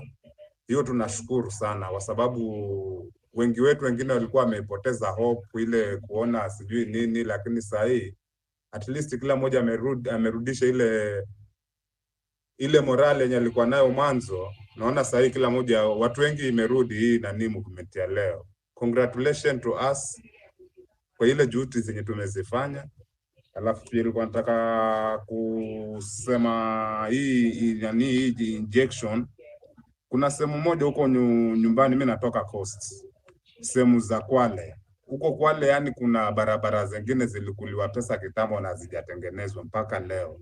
So ilikuwa naomba Bro Morara akipata time pia apitie huko akaone kuna kaa aje huko. Alafu pia huko watu wako quiet sana upande wa Kwale, and it's like they don't know what is going on kwa hii Kenya, wajui nini kinaendelea, wamenyamaza sana. So anataka at least watu wapitie huko pia, tuwapashe moto huko, nao pia wakuwe na ile hasira yenye tuko nayo Nairobi. Sina mengi ya kusema, yangu ni shukurani tu kwa Bro Morara venye ametoka na juhudi zetu tulizifanya Milimani Lokot. Wengi tumejitokeza, mimi nikiwa ni mmoja wapo. Tumerushwa tear gas nikaanguka, lakini sikuumia sana, nimebanguka tu mkono kiasi, but tunashukuru Mungu tuko wazima. Hiyo it's a big win to us. Kwa leo hiyo ni ushindi mkubwa sana. Asante sana bro. Can't hear you. Umemaliza itself? Mwakalu. Asante bro, nimesema asante. Nimemaliza. Asante pia, asante sana. Tunashukuru. Nataka kumsikiza Ashiv Entrepreneurs. Ashiv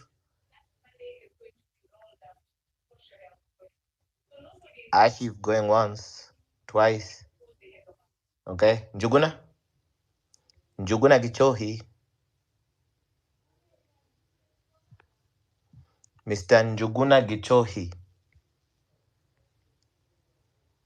If he's not there.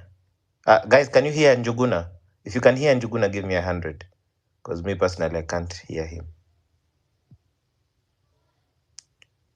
Okay, Njuguna, seems like people aren't hearing you. Huyu jamaa anaitwa mekuwa hapa. Madel. Hillary. I see your hand up. Madel Yes, Hillary. I'm here. Okay, go ahead and speak. Asanteni sana. So I'm happy what happened today. I'm not in Kenya, but I was following closely. So nataka to twist the story kidogo about what would spare us ahead to keep moving on, because what we are doing is very, very important, and those we are fighting are very powerful. We don't have, you can say for now we are tunajitengeneza tuweze kushinda, lakini they are structured, and we need some divine intervention for this, whether we like it or not. Tutasema courage, tutasema kujitokeza, tutasema rage, but we need a very, very divine intervention in this. We can say this, we are pointing at the leaders, we are pointing at those who are corrupt, but I would say we are pointing with one finger and 3 or 4 fingers we are pointing at ourselves. What do I mean?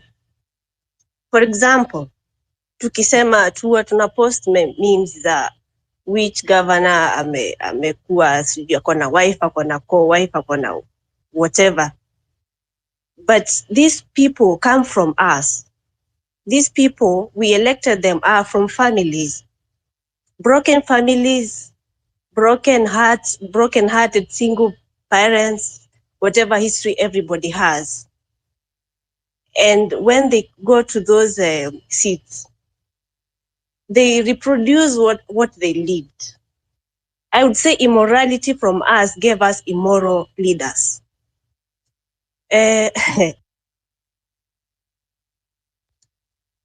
Nilijoin the X. I thought it was Twitter. Nilijoin juzi, sistangu ndio alinikumbusha it is no longer Twitter, it is X space, because of the maandamano.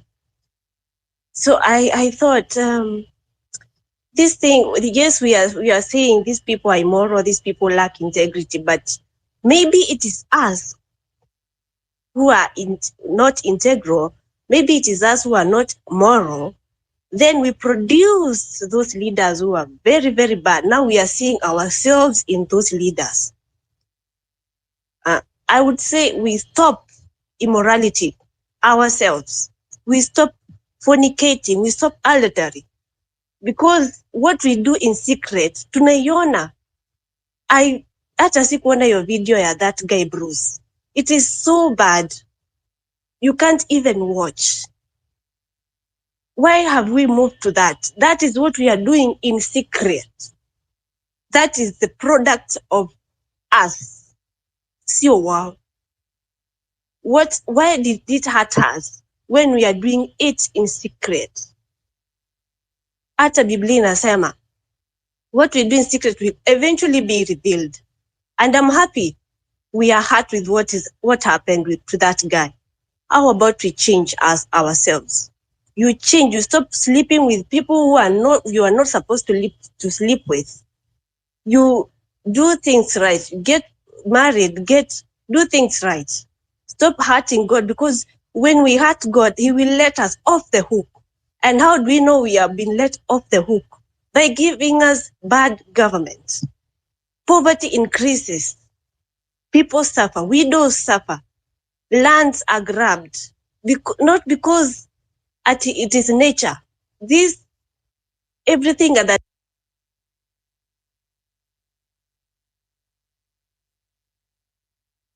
acting like we can do it ourselves. Mungu anatukumbusha vizuri sana through bad governance. Always. It has always been like that. Suffering. People suffering. So bad governance is from us. Those leaders are from us. It is us to change.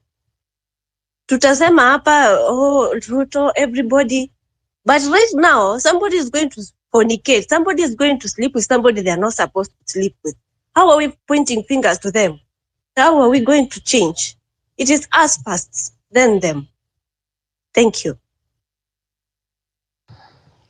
Asante. Pahali natoka wanasema sande sana kwa kuongea maneno ambayo ni ya uhusia, na wisdom is good. Naona hapa kuna Mkenya Daima amefika hapa, but before Mkenya Daima goes ahead and speaks, I want to mention a shout out to also all the lawyers that showed up, man. The young lawyers, the vibrant, the youth. Manze, leo wamesema pia profession yao haiangushwi, walitokezea kama kitu ingine ba. Salute to you, our comrades in the legal profession. Thank you for showing up for Comrade Morara. And please keep it going kwa sababu tunajua bana hatuwezi afford our learned friends hivi tu. Hey, hiyo bill ni kubwa. Hey, Wanyama, did I get disconnected? Because I can't hear anybody speaking. It's probably my connection. Is there someone speaking? I am the one speaking. Can you hear me? Mkenya Daima? Okay, guys, someone speak and just tell Mkenya to go ahead and speak. Mkenya Daima. Kenya Daima. Yeah, I couldn't hear. Can you guys hear me? Yeah, go ahead. Oh, okay. Yeah, I think it was our sister that was speaking. I don't know if she got dropped. Oh, is she gone? Was it Maid or something like that? She probably got dropped. I just wanted to make a very quick rejoinder on her presentation, which by and large is something that probably morally acceptable, but probably it falls on the part of governance and public service. And I felt like I would have wanted to hear a little bit more of her understanding of what it means to be in holding a public office and leading a private life. I felt like I got a little conflicted by her comparison of the morality within the society and what it means to really serve in a public office and what is expected of you as a public servant. I don't know how you pronounce your name clearly. Is it Mado? My challenge with your school of thought or your argument is that somebody who is leading a private life, the standard of governance or the expectation has to be totally different than when you're holding a public office. So when we are looking at what probably the leaders that we have in office are doing and what we are demanding of them and asking them to leave, we are not going into their private life. We are not talking about their private life. We don't even, honestly speaking, I don't even, I can't, let me not use the word, I don't give a damn, but I don't really care what goes on in their private life. But when it comes to public life, and once you become as Ahmed Nasir would call it, once you become a public property, whether it's your president, you're a governor, you're all that, then you owe it to us to really do everything you do for public good and also not bring disrepute to the office that you hold. And that's the difference between asking people whether to either go to church, not having multiple partners, and things like those. So in this case, I think our unity is purely on the purpose of you holding a public office. Are you serving the public?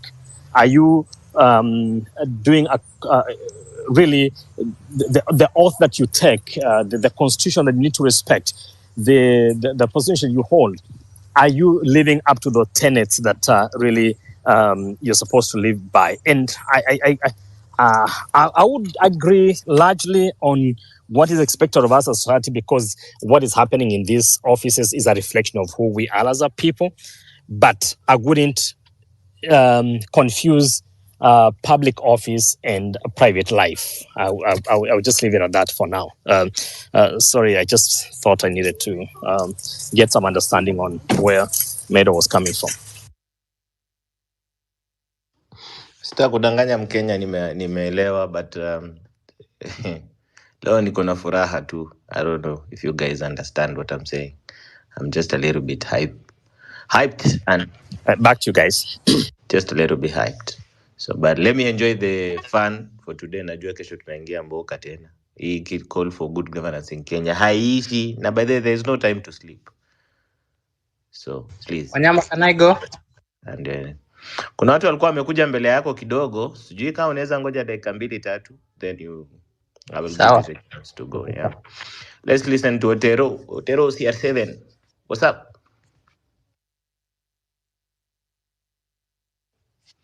Mr. Otero. Mimi kwanza leo nimefurahia sana, hata sina mambo mingi. Kudos you, all of you, mlikuwa juu. Mabonga bana, kuna vibe ulikuja nayo pia, katusha chachisha and you light it up manze. Leo hata sina ma negatives, leo ni ma thumbs up tu, and we keep on, unajua, we keep the fire burning. You know, the more we come out, the more we come together, ndio hizi vitu zinakuwa rahisi. Umeona tu hiyo kitu kidogo tumefanya imewabidi, wameingiza baridi mpaka wakaacha boy wetu. So we keep that up, na mtu yoyote alikuwa kwa hiyo situation, si tutatoka nje. You know, this is a force. Of course we are so tribeless, we are just a people united to sing a better Kenya. So mtu yoyote asifeel intimidated, mtu yoyote kukiwa na situation yoyote. Hata nimeona Mr. G alikuwa na ka situation, but he came out and spoke about it, and through that he found a way out. So you guys today I'm just out of what you've done, and I'm so excited, and aluta continue. You know, these small wins, we have to acknowledge them as we build up for the bigger wins, which is to make Gachagua, Ruto, and their entire cabinet and their ministers out. We want fresh blood hapo hivyo. Tunataka Kenya tofauti, tunataka hizi vijana wadogo ndo wanaweza sukuma hizi wheels. Juu future ni yao. So guys, I'll always come out, and we'll always work together, man. Hey, that was so encouraging. The numbers were so, yeah, I'm just out of words, man. You keep it up. We go, eh? Asante bana, and keep showing up as you've said. Asante sana to everyone who showed up to the streets as well. Ajuoga, Bishop wa madaktari. Ajuoga. Hey, Wanyama, how are you? Sorry. I'm good. Please go ahead and speak. Thank you so much, Wanyama. I want first to appreciate all the comrades and prisoners who came out in large numbers today to express themselves as we agreed yesterday at night. I don't know, Wanyama has dropped, but Toria is there, can lead us. Wanyama is still there. Now, Monifolo, because yesterday I had a very serious heated debate with exchange here in X with CS Mulongo Baraza, na nilipoamka asubuhi sikukuwa na, I don't know how they pulled my X account, so that has gone with so many followers, but you can follow me. At least I can get a few people to move along with. That said, yesterday when you were here, there was a very heated, at this very moment, there was a very heated frustrations in our voices. Na muliona what unity can do.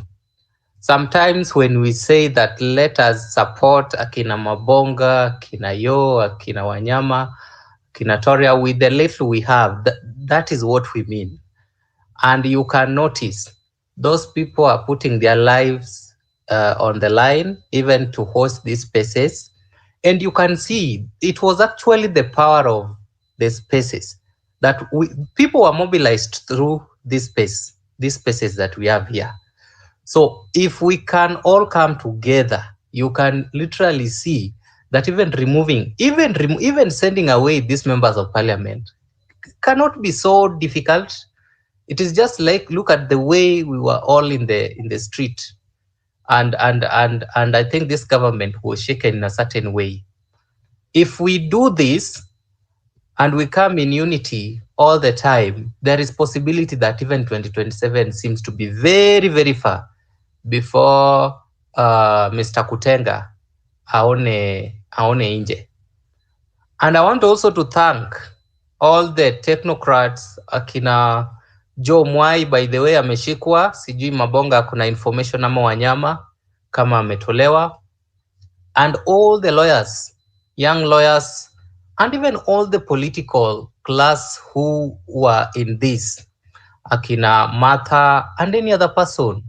There comes a time that lazima sisi wote tujumuike pamoja for the interest of our country, irrespective of your tribe, irrespective of your color, irrespective of your gender. We all have to unite in one voice and push an agenda that is meant to drive our country forward.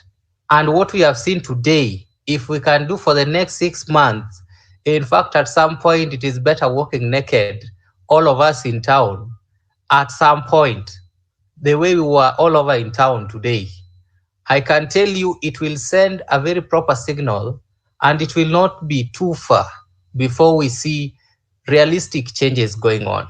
Na nikimalizia, I wanted to Mkenya daima ametoka. I think we will also be persuaded, itatubidi tuanze kuhakikisha we know the hotels, we know the lands, we know every property that these members of parliament and this political class have. I think that is a question that needs to be conjoined with the vampires so that we literally know.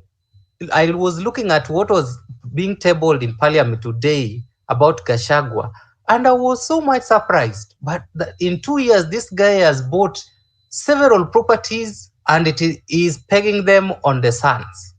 So it is important that even moving forward, we need to know what is someone owning somewhere.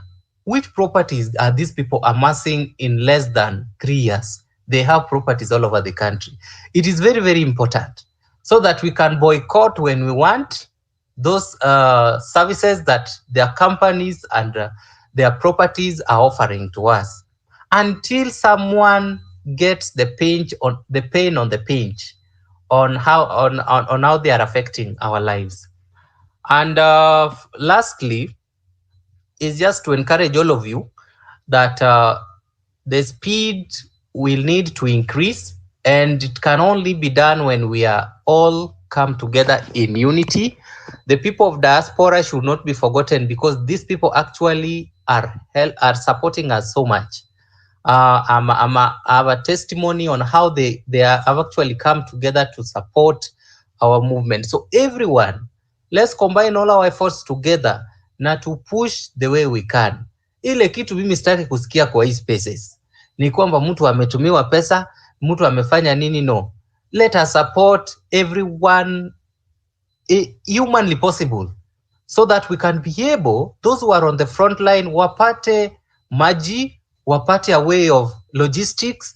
They should be able, if you have any small thing, please send, and after you have sent it, please nyamaza, so that we can always have the strength to fight moving forward. Jamini munifollow, sina watu hapo. Asanteni. Asante pia, and thanks for mentioning that. By the way, Hanifa just confirmed that Osoi Patrick and Collins Okumu are being held at Kilimani Police Station, so we will be following that very closely as well. Manze, hii kupigania inchi na wenzetu haina off, unakuanga very very available. Ukiambiwa Wanyama. kati ya kupigana unaenda na unapigania inchi. Yes, Doria. Okay, guys, let me say this. Ni kama mlisahau hiyo story ya kusalimiana, ndo mnaona acha nimwite tu mjinga juu anafikiria kama mjinga. Ndo maana nguruwe wa Gatundu anasema ana support ati Morara angefanya nini. Nimetuma namba yake, mumsalimie. Very soon naleta namba ya PA wa huyo Mdinyani.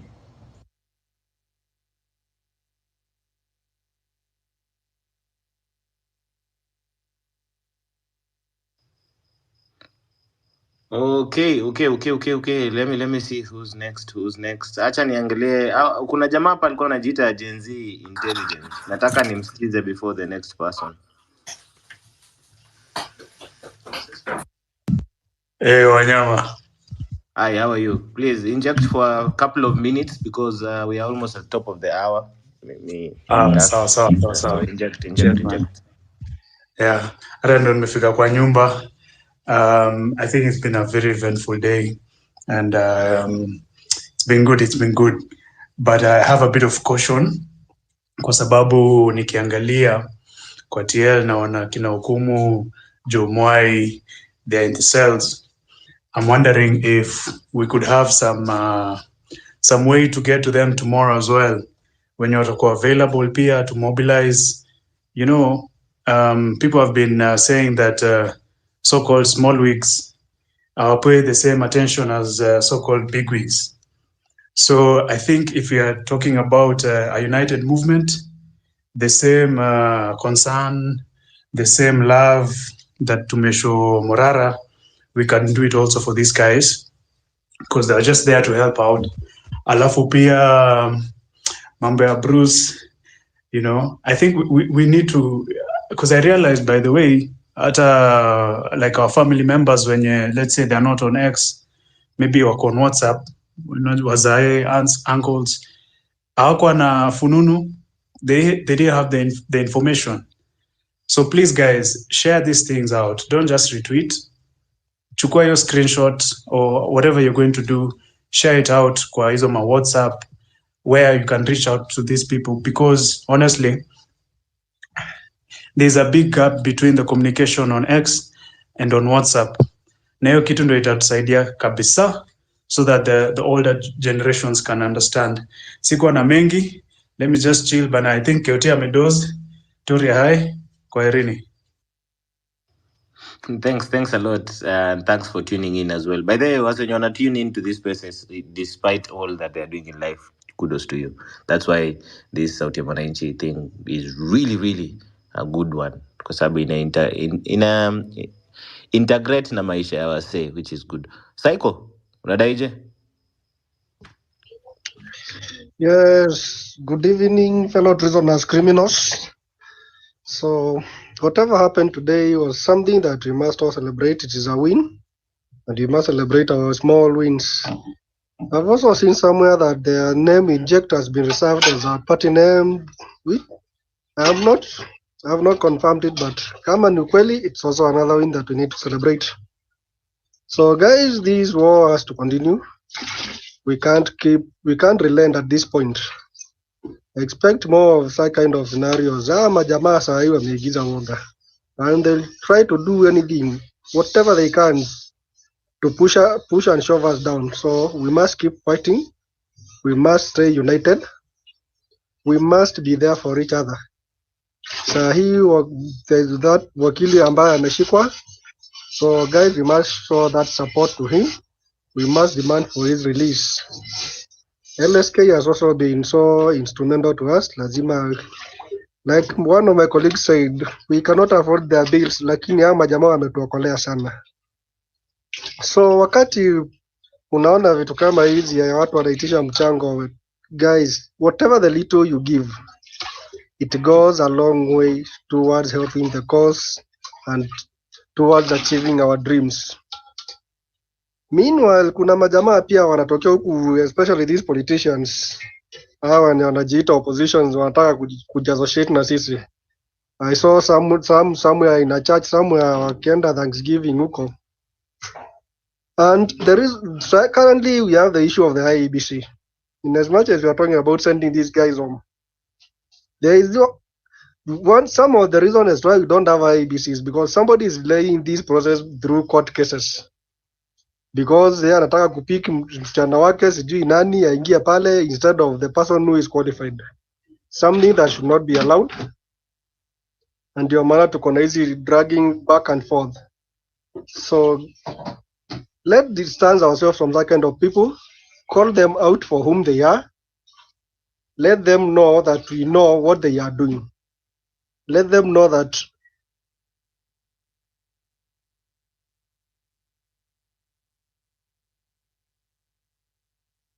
right now tumeanza kukola majamaa, lakini watu wako huko wakipigania upuzi. We can't our dream. Nimeona saa hii gimmick walikuwa wameleta impeachment ya Gachagua, saa hii majamaa ni kama wanaigiza woga. Somebody said tunafaa kurudisha salamu. Salamu used to work. Tumekaa sana bila kusalimia these guys mpaka ni kama wameona tumewa. Salamu needs to come back. We also need to have a vision like where are we going, na tusupport hao majamaa ambao wanatushikilia. Kuna fights zimekuwa huku online ambazo they are not necessary and it's like we are giving to the government bloggers and whatever to push their agenda. So it's time we deplatform such kind of people. Ukiona watu kama hao, just keep them. Hata hizo engagement, I know most of them are farming for engagements. Let them be. Focus on the agenda. And that way we shall win this war. Meanwhile, tufollow hiyo jamaa ambaye amesema akaunti yake imefanya vile imefanya. As we connect with each other, tuzidi kuwa pamoja. Thank you. Thanks, Psycho, and thanks for also injecting. We are cruising nicely by then. Nilikuwa nataka kuongeleshana hapa hivi na huyu jamaa anaitwa Kunani, Professor Fred Kunani. But ni kama ameingia mitini. But it's okay. He will always come back. Hi. How are you? That's an interesting name. Hi. That's an interesting name. Hi. Hello. Rich? Hi. Goja. Hi. Goja. Rich, please mute. Rich, please mute. Okay. Hi. Please take it away. Oh, all right. Sasa, ata, I am very happy today. This is my first time ever. Kuongea kwa hizi, kuongea kwa spaces. I am so very happy because of what we have done today. And I think we shall be doing this very often. Mmoja wetu akiingia kwa hizi mashida, then we all show up together online and also kwa ground, because I think the numbers knows in account. The other thing is I'd like to thank Morara na Mabonga. My shags is in Bere. Alafu we are marginalized sana. And we are also a sub-tribe. Is it a minor tribe? Yes, I think we are a minor tribe. Lakini, the last time they were in Embu, they made an effort to go to the deepest of those parts where they were exposing sijui people cannot go, there's no dispensary, after there's no toilet, people cannot go to give birth properly. And imagine we are Kenyans, so we wonder whether devolution is still working. But I am glad those guys were able to go there, which are places that I have never even gone to because this place is marginalized. The other thing is, there's so many hashtags zenye tunapush at the same time, and sometimes we are kind of like losing momentum in some, and then after that we go back because there's just so many issues here in Kenya. Tuko kwa stop Adani, tuko kwa dissolve parliament, tuko kwa if somebody gets abducted, we are there. So I don't know how we shall be able to keep track of all these things happening, because according to them, it's like we are making noise, and sometimes we are lucky enough to be able to have that noise count for us. But then sometimes I don't know what is really happening, because unajipata the moment unatoka X for like 1 minute, unapata something is happening. Yani atupumziki. And I'm so wondering, why are some of these things not yielding? And then the other thing I wanted to talk about is this story for IEBC. Yani, it's taken so much time before they're able to, is it reconstitute? I'm a constitute. Y'all, I'm not even a lawyer, so I don't know. But it's taken so much time, and I think it's the only thing that we can use to push for dissolving parliament, because I think that's the only thing that we can do as Kenyans. After we dissolve parliament, alafu with all the civic education that we are doing and so many other people are helping us do, we are able to elect the right leaders so that they can be doing all that oversight over executive up until ile time yenye Zakayo ataenda tu nyumbani, because things are really thick. But I am so grateful, especially to people who show up on the ground. put their lives at risk for each and every one of us. I appreciate. Hata kama leo sijaweza kuenda, I usually purpose hata mimi nitokelezeange because man, what am I sitting doing? Na hata mimi naweza kujiwa. So it's a nice show of unity. Thank you very much and have a very good evening to each and every one of us. Thank you too. Keep coming back. By the way, I salute to everyone who decides to even speak in these spaces. Mara ya kwanza, nini, etc. Salute to you, manze. Welcome to the spaces. And if anyone is listening to me right now, this is Wanyama Wafula, and I'm asking you, tafadhali, stand up and speak. This is your spaces. Say to the hosts na co-hosts, these are your spaces. Pick up the mic, come and speak. Si ati umesikia wase wakiongea kadhaa wakiongea in different spaces unafeel una opinion. Yes, you have an opinion. Kenya ni yetu sisi wote bana. Iko nini? Stand up, come and be heard. This is the way we are going. Iko jamaa hapa alikuwa anataka Onditi kaka. Yes sir. Unataka kuongea? Nataka kuongea kidogo. Nataka kusema ile kitu ambayo tunafanya kama Gen Z, unity is power. And let nobody intimidate the Gen Z guys, all the Kenyans. Hakuna mtu ambaye anafaa kutuongoza eti sasa yeye ndiye mwenye ako juu yetu. Hapana, sisi wote tuko na mamlaka. Na what has shown today, what has been seen today actually, ile kitu tunaweza sema unity is power, and that's what all I have. Thank you guys. Munaona, this is the beauty of Kenyans. Unaona mkishow up what it empowers even other people. This is the way to go. .com Rich. Inject. Okay, good evening to everyone. Wanyama, are you hearing me? Nakusikia Rich, wewe anguka. Okay, me at first nashukuru kwanza because it's my first time kuongea kwa space. At least I'm very much appreciating. Okay, to me guys, I'm very proud of what is going on there. At least I'm in Eldoret, but pia huku people now yani wanatambua Morara. Who is Morara? At least naona hata mtu any blogger from the government akijaribu kuongea kitu from all the other social media, you know, this is their place upata wakiongea, you can see at least people are changing their mind. At least unapata mse ukiongea kuhusu anyone like you talk about Sudi, the person will question you, what is Sudi doing to you? Anakusaidiaje saizi? They are rotting our money. Like unapata at least people are waking up. Si kama before vile ulikuwa unaona siasa za mtu wetu. At least for me, I'm just proud of what is going on. Na nashukuru sana. Let's keep injecting on this. Thank you guys. Thank you too. And by the way, we are done with 1 hour. That's a good spin that we are having right now. And it's amazing what you guys are bringing to the spaces. So please, endelea kuinject. Abu Mariam, please go ahead and speak. Joe, thank you guys. I'm pumped up. Jalala kuanzia jana. Niko majuu, lakini sijalala. Nafuatilizia every step bana.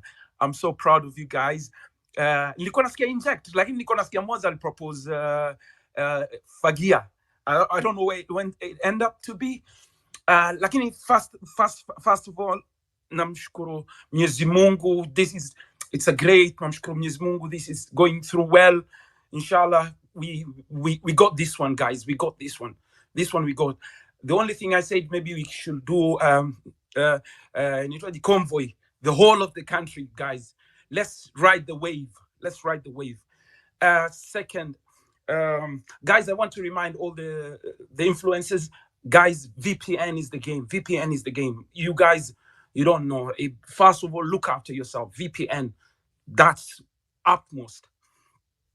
Second, nataka kuambia nini? Oh God, I'm so excited. I'm pumped up. Forgive me. If I have anything, I'll come back. I'm so excited. Guys, thank you for the platform. Thank you, Wanyama. Thank you, Kioti. You guys are fantastic. Keep the role going. Farah, welcome up. I can't wait to hear him. He has beautiful words to say always. Thank you, guys. Bless.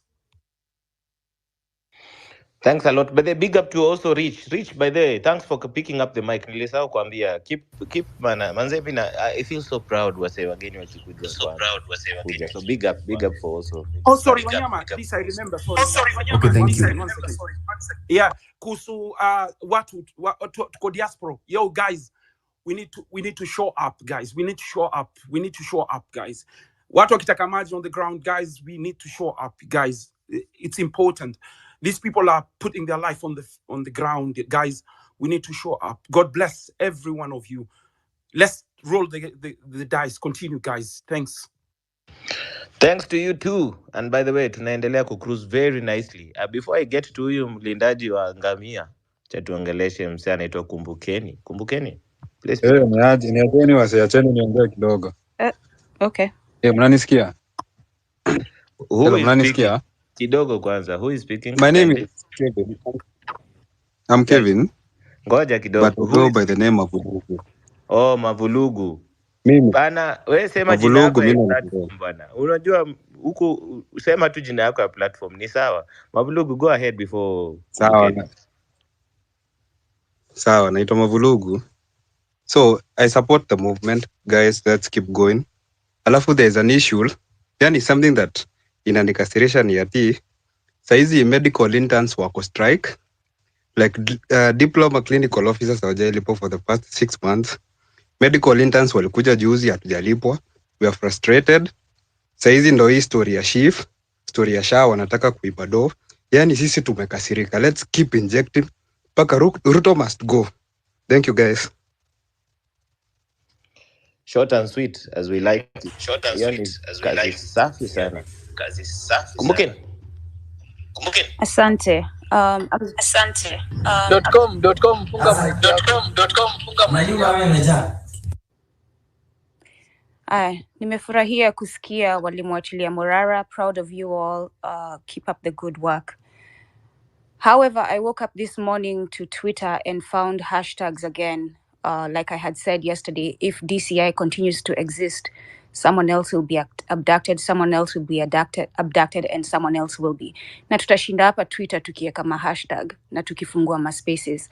Like my sister asked before, what are the hashtags and the spaces doing for that? So I'm going to ask a question. I wanted to post this morning and tag Morara. Aya, mnanisikia? I was muted. All right. So it is clear We can that hear you. I don't know. Mabonga, did you have something to say? Hold on before Mabonga, I finish, please. Kidogo tu Kumbukeni, kindly. I need to find out if this guy can be able to speak and the internet is okay. Just hold. Aya. Mabonga, can you hear us? Mr. Mabonga. Wanyama, niaje? Sawa. Rudi pale ulikuwa. Okay. Kumbukeni. Go ahead. Hi, basi. Kwani kumekuwa na nini? We tulia kwanza, Kumbukeni amalize. We tulia hapo kwanza. Kumbukeni, go ahead. Sasa acha ni doze. So I was going to wake up this morning and post make a post and tag Morara and say, okay, it is clear that the youth want you to take the presidency. It is clear that the people, maybe more than just the youth, want you to take the presidency. But when the EMFs, the economic hitmen, and the jackals, the CIA operatives, and whatever other covert operatives, the Chinese ones, the Russians, come to your door, what will you do differently to serve the people? If they haven't already come to your door, right? Are you going to say no to imperialists? Are you going to close the military, the foreign military bases in Kenya? Because this is what is needed for us to move forward. So, ngoja nimalize Wanyama. I'm very emotional right now. I'm trying to keep a straight thought so that I can get my point across. So to Morara, that is my question. And to the rest of us, tutakuwa hapa for how long tukieka ma hashtags? Because you keep allowing DCI to keep taking people. If we are not retaliate, I'm going to speak plainly today because there's no time for mincing my words. These people only understand one language, and it is called retaliation. They keep killing our people, they keep walking away, they will continue killing our people and walking away. As long as there's a DCI, there are cells to put people in. If there's no DCI, there are no cells to put people in, if you catch my drift. So the level of movement has to move, because I am tired of hashtags. I am tired of hearing, let's do another hashtag, let's post another post. Kwa sababu hazitusongeshi mahali popote. We're still remaining in this cycle. Ni kama tumekuwa majabal. We keep just running in that cycle of let's deal with this, let's deal with that. Kwa sababu we are not addressing the main issue. The imperialists who are causing this to happen within our community. CIA agents wenye wanalipa hawa watu, wenye wanawapatia hizi pesa za kulipana. Until we deal with that, we will always be in these spaces talking, and I'm tired. Na mimi sitatokea tena kuongea because I'm tired. My mental well-being is being put at risk by these spaces that get us nowhere. Asante.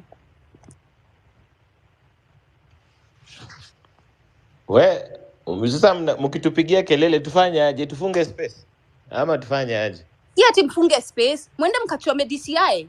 Mwende mkashika huyo governor wa Mombasa. Mumchape. Haya, mmesikia. Na by the way, ukikuja hapa kwa speakers panel, make sure you blocked your calls because sometimes we lose you. You might be speaking, now you are speaking to yourself. So please, kuja hapa hivi because we really need to do the role mpaka wase wengi wasikike. So please, when you come over, make sure you blocked your calls because itabidi tu tuanze kudrop wase kadhaa. But we are cruising nicely. Please bring your anger. Mmesikia, kumbukeni, that's our opinion, and on this platform opinions are well tolerated irrespective of the anger. Tulisema kuwa na hasira kama hiyo, sikunywa maji. Wanyama. Wanyama. Niaje? Poa sana, niambie Mabonga. Bwana, mimi leo kuna jamaa ameniambia ati man bana, leo kumekuwa na nini, kumekuwa na nini like ile execution ya kwenda kufanya ile maandamano pale milimani na kuja tao, ati imekuwa very poor, so hajatokea wengi.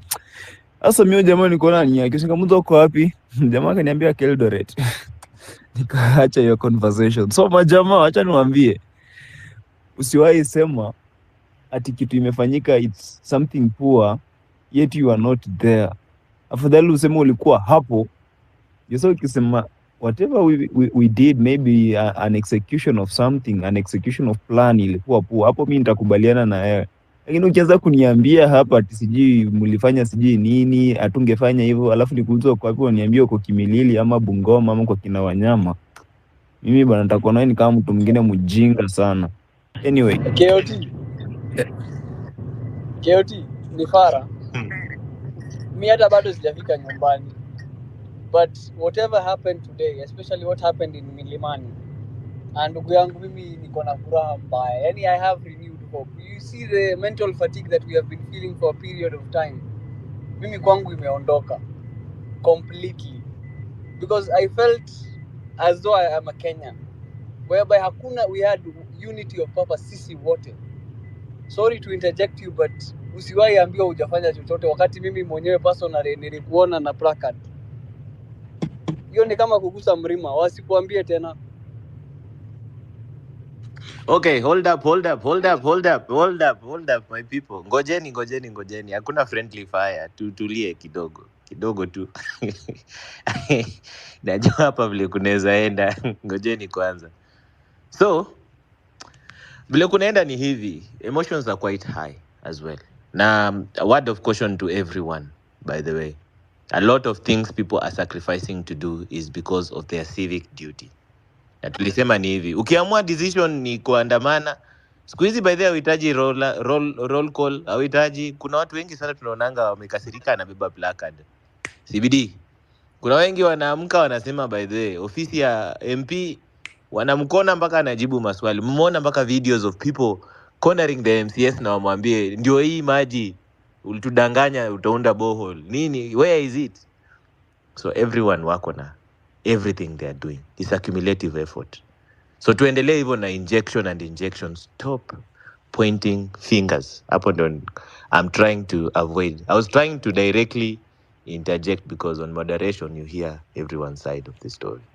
So please, tuache finger pointing because we have to learn from our mistakes. Mistake yetu yenye tulikuwa tunafanya kitambo ni friendly fire. Your friendly fire is ID. Kabisa. And you can see when yesterday we decided no more friendly fires and everyone said forward march. Look at what we succeeded to do today. And that's the blessing that we are speaking about.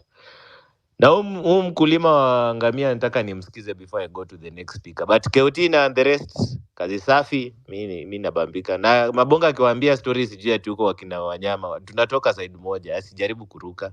We come from the same region. Farah. Yes, Wanyama. Ongea tusonge mbele. Asante sana. Honestly, I am very hopeful, as I have previously said. But this is a clear sign that when we come together, everything becomes easier. Because finally we had a unity of purpose with what happened to Bruce and what happened to Morara. Let's have the same unity of purpose going ahead. And I'd like to talk to the people in the international community, wale watu wako nje kule. Unajua, a lot of people who are within the country cannot address people individually without wao kukujiwa. But I'd like you people who are in the diaspora, start writing letters to people individually. Andikia Sabina Chege barua, atuambie kwa nini anapitisha hii, analeta upuzi ya horticultural bill. Andikia Megan Whitman barua, awambie why is she meddling with our local affairs. Write letters to people and have it delivered both. Iko mtu akona homa hapa anakohoa.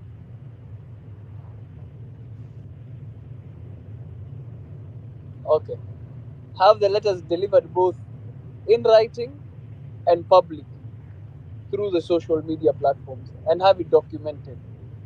Because once you have the letter documented that we are aware of what is happening and what you're doing, and we will come for you, we will come after you for accountability in case hii kitu ipite.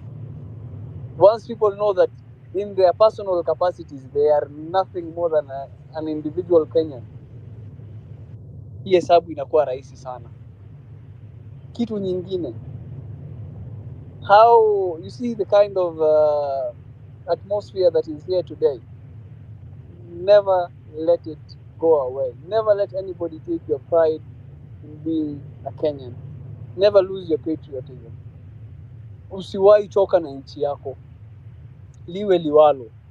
And one thing nitawaambia pia, I disagree with some of the activists' actions na nini, lakini publicly hatutawahi pitana, because what they are doing is a lot more than what some of us are doing, and the best we can do is encourage each other. Marvin Mabonga akiweka hapa namba yake anataka ekewe airtime, weka, because either way ungeenda kunywa tu sumu bado haingekusaidia. Anybody, as long as people are doing the right thing, let's support each other, kwa sababu ni rahisi. Some of kuongea ukweli, saa zingine ni much better hata uache, upotee, uende ukae porini, ufanye biashara zako. It's a lot more peaceful. But what is the option? What are the repercussions for these individualistic actions ya wewe kuachia? It's losing your motherland.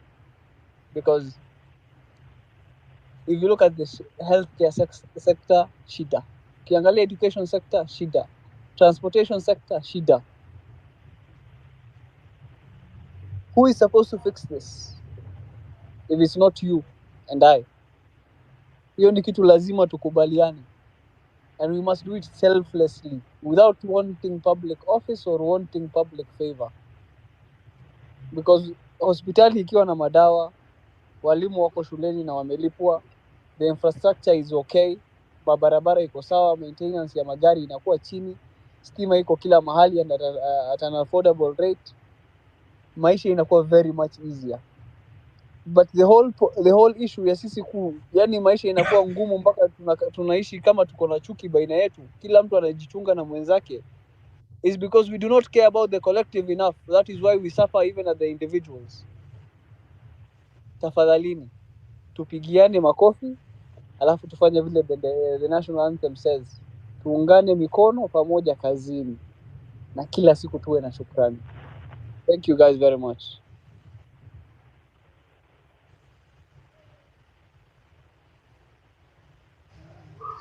Asanti Farah, asanti sana. Naona hapa kuna new speakers by the way, and keep requesting for the mic. Msichoke manze, because this is where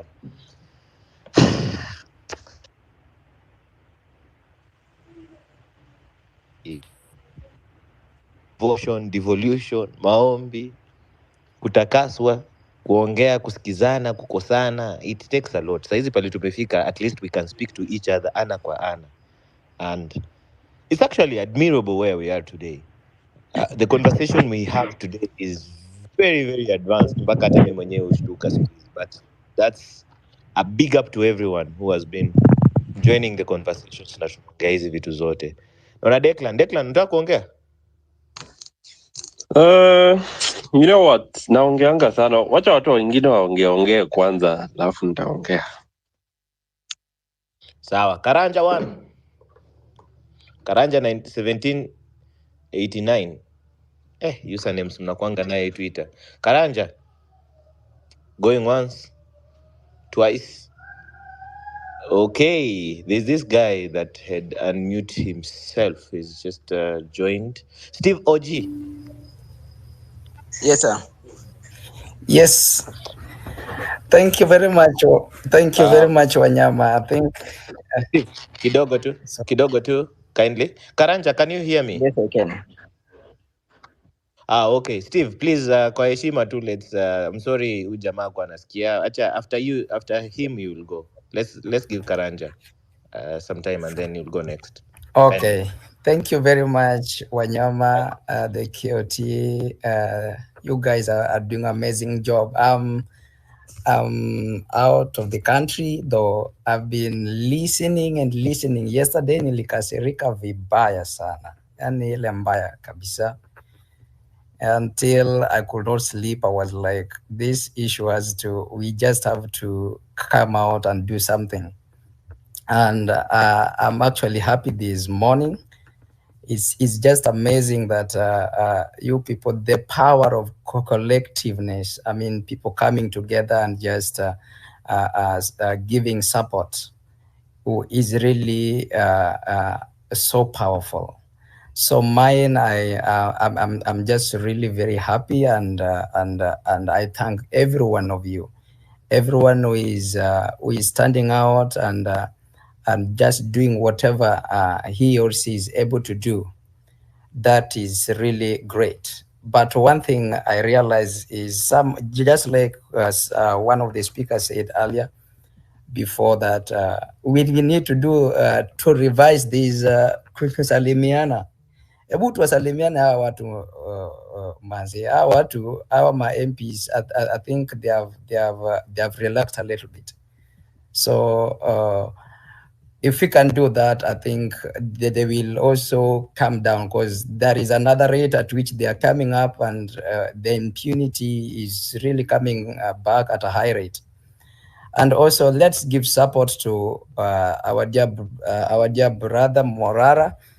I realized that he doesn't have any security enough, and the people who are there, let's just give him support and be around him every time, because if we leave him alone, my friend, Ruto is not a joke. So I thank you guys, KOT. You are amazing. You are doing a great job. Thank you all, guys, and stay blessed. Thank you.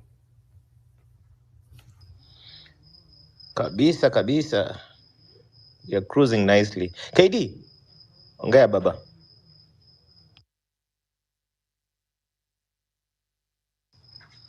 Mr. KD. Manze dakika 5. Umenishika pants down.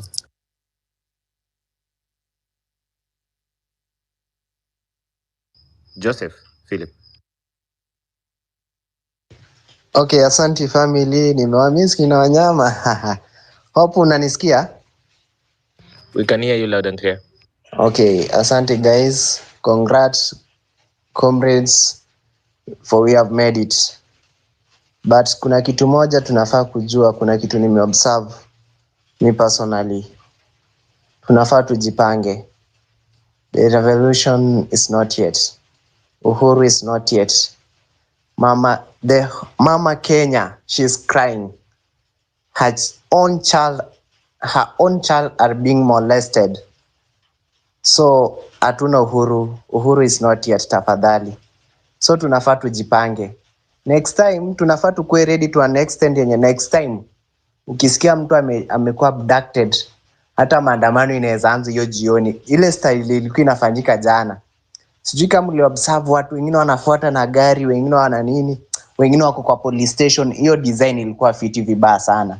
So tunaweza jiorganize, tunaweza kuwa tu tunakutana Twitter, wengine wanaendelea kunini juu hii serikali nimekuja kufahamu kwamba bado itatuita katika maandamano.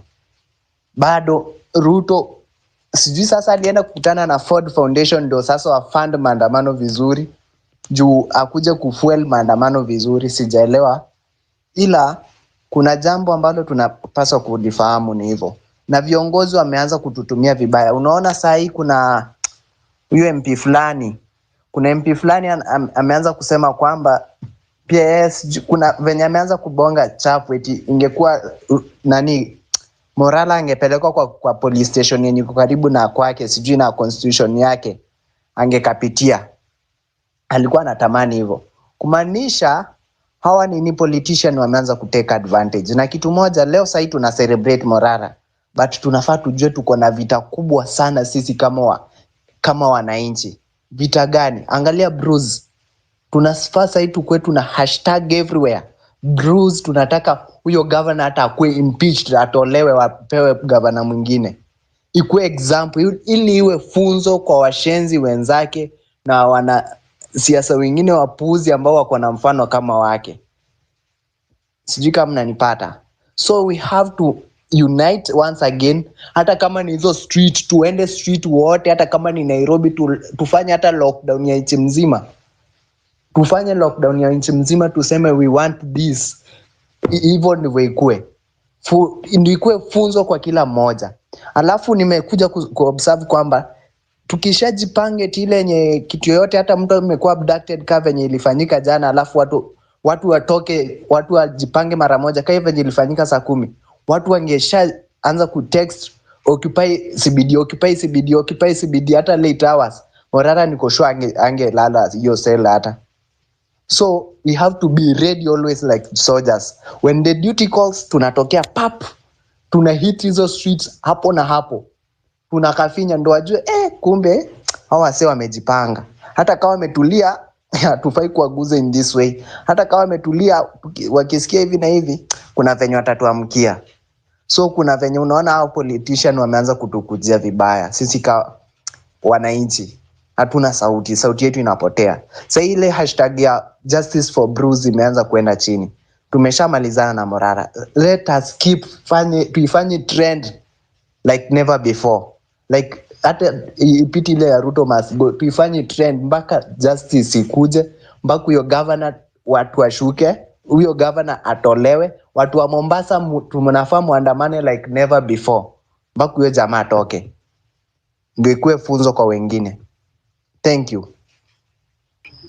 Asante pia, by the way. Thanks Philip. Confirmation, by the way, from Hanifa is Jomwai has been released by LSK. That's some good news. Wacha tungoje tusikie ule mwenzetu Collins kama pia amekuwa released. So that's the confirmation. Be in Africa. How are you? Hello, Be Mr. Wanyama. How are you? for asking. You know, I can speak all languages. I can speak Sheng, I can speak Kiswahili Sanifu, Waambaji Dada, and I can also speak, the Breton's English. So, guys, let's welcome Be Africa to give us a thought as she comes back. Be Sasa Mimi, you know, how I've are only been you? away for like an hour. Which thoughts do you want? So I didn't say before.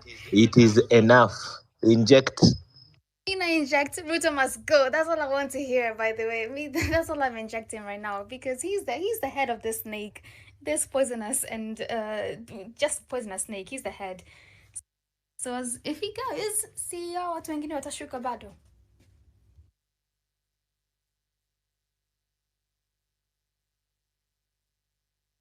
1,000 enough injection. Hey, by the way, you guys, Wanyama, let me tell you, maybe I'm tired. I'm so happy that today happened the way it happened because now they know. Don't play with us. Don't be playing with us. Like, hell no, we're not gonna allow that. So I'm grateful for everybody that was out on the streets today. I'm grateful for everybody that like helped out behind the scenes. Whatever happened was a show of our faith and a show of commodity between us. So let's keep injecting. I've just heard you say something about a message from Hanifa. And yes, let's apply pressure in all areas, by the way. Let's apply pressure all the time. So yes, I am back. Give me like 5 minutes to like settle down and hear what's happening. But yes, I'm back for the next hour or so. So tuendelee na kazi. Sawa, mmesikia hiyo kizungu ya being in Africa. It is something to admire. Nyamari, naona mkono juu. Ongea kaka. Wait, Steve, had you spoken? Steve Oji. Sorry, it seems like I forgot about you. Steve, had you spoken? Kidogo Nyamari. Steve Oji. Steve, going once, going twice. Jamani. Okay, Nyamari, go ahead as Steve sorts out his mic.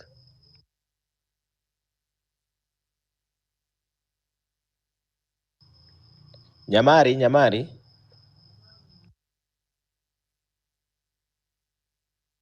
Oh yes, hi everyone. You guys, you are doing an amazing job. Nikianza na KOT, the guys that we were with together yesterday hapo Milimani, Wafula, Waziri, you guys, we are an amazing job you are doing, and those of us who are there in Milimani today, kazi safi sana, na Mungu awabariki. Now mine is just to say that kwenye mefikia saizi, I believe we just need people who will assist Morara in terms of strategy, kumsaidia kama cabinet. Also we just need a convention. Hata kutaisha kama ni Uhuru Park, kama Kasarani, ama Nyayo, ama wapi, vijana wote wajitokeze kwa convention. We just need to make some declarations. And above all, wajamaa wenye walitokeza jana, I salute you all. That is just what I will say for now.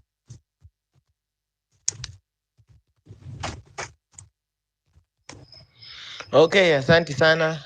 I'm seeing Ghost HCC. Ghost SHC. Sawa, freshi sana wanyama, hope mnanisikia. Loud and clear. So shukran sana, nimeona leo tumejitolea ile mbaya. Nilikuwa pia mimi jana by the way kuna kitu ambayo ina to hunt na sijui kama itawahi malizika. Jana nilikuwa nimerudi, I'm from Matera. Nilikuwa nimeita maboys jana to plan venye tutafanya maneno 2-3. And then tukapigwa picha, and then sijui kama ile tumeoma DCA ama kupendaje. Leo Karatina wasee nini zenye zimekuwa huku. Polisi walikuwa wamefurika the whole day. Una get. Walikuwa wanadhani tutatokea, lakini hiyo kitu haiku happen. So the thing is that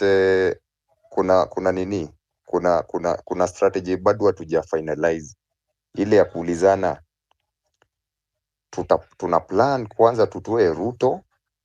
Unajua sahi lazima tujue ni nini tunataka. Juu distractions zinakujanga each and every day. Kukirauka kuna kitu. Na unajua kitu yenye watu na champion 4 ni Ruto must go. Na mimi sahi hata nafurahi kwa sababu hata niliambia boys wasitokee, wacha watu wenye wanafurahia huku wana sympathize na Gachagua wakuwe nini, waende wafanye vitu zao, na wakaenda wakafanya hapo kwa market, lakini crowd bado ilikuwa low. Kwa sababu mimi nataka Gachagua kwanza atoke, ndo at least tujue venye tutafanya nini, tuatoa huyu jamaa mwingine. So ni to decide tuseme ni Ruto must go, na hiyo ndo focus. Ama tuseme kwa sababu sasa chama nimeona chama ishatoka inject, tujue kama sasa ni civic education, tutapiga wasee wetu tuanze kujipanga. Kwa sababu mimi kama ni Nyeri chapter ona hii 20th by the way nitakuwa na street concert ambayo inaitwa kuwa shujaa. I think mtapatana na hiyo poster. So Mimi kwangu kama ni Nyeri, mimi nitakuwa nimesimama na inject party. So nataka nijue kama ni inject party itakuja tupige ma civic education mpaka tufike 2027, ama ni tuseme by next week, kama by kesho wase watokee tuende State House.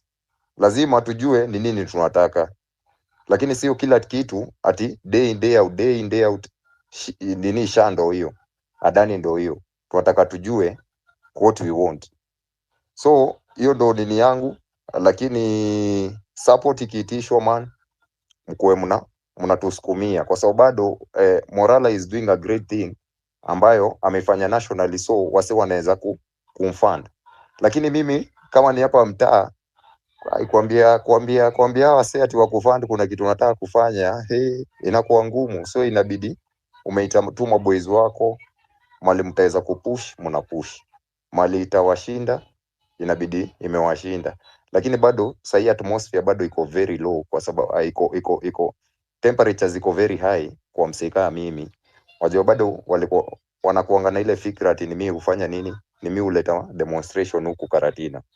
So mimi hata leo imebidi kwanza nimeshinda kijani. Unaona? Kwa sababu walikuwa nadhani venye waliona pale kwa nini, kwa zile picha, mzee lazima kwa sababu kwa huku lazima atatokea na ni ataleta maandamano huku. So nimepigwa yellow card, na maybe nikifanya shit ingine red card itanipata, na sitaki kwanza tufike hapo. Lakini 20th mimi mkinitikisha kina KOT, mimi naanzia Nyeri chapter ya inject party. So ni mseme the way forward, tukue tukijua. So ndo hiyo tu nini yangu wanyama, I think tunaweza endelea.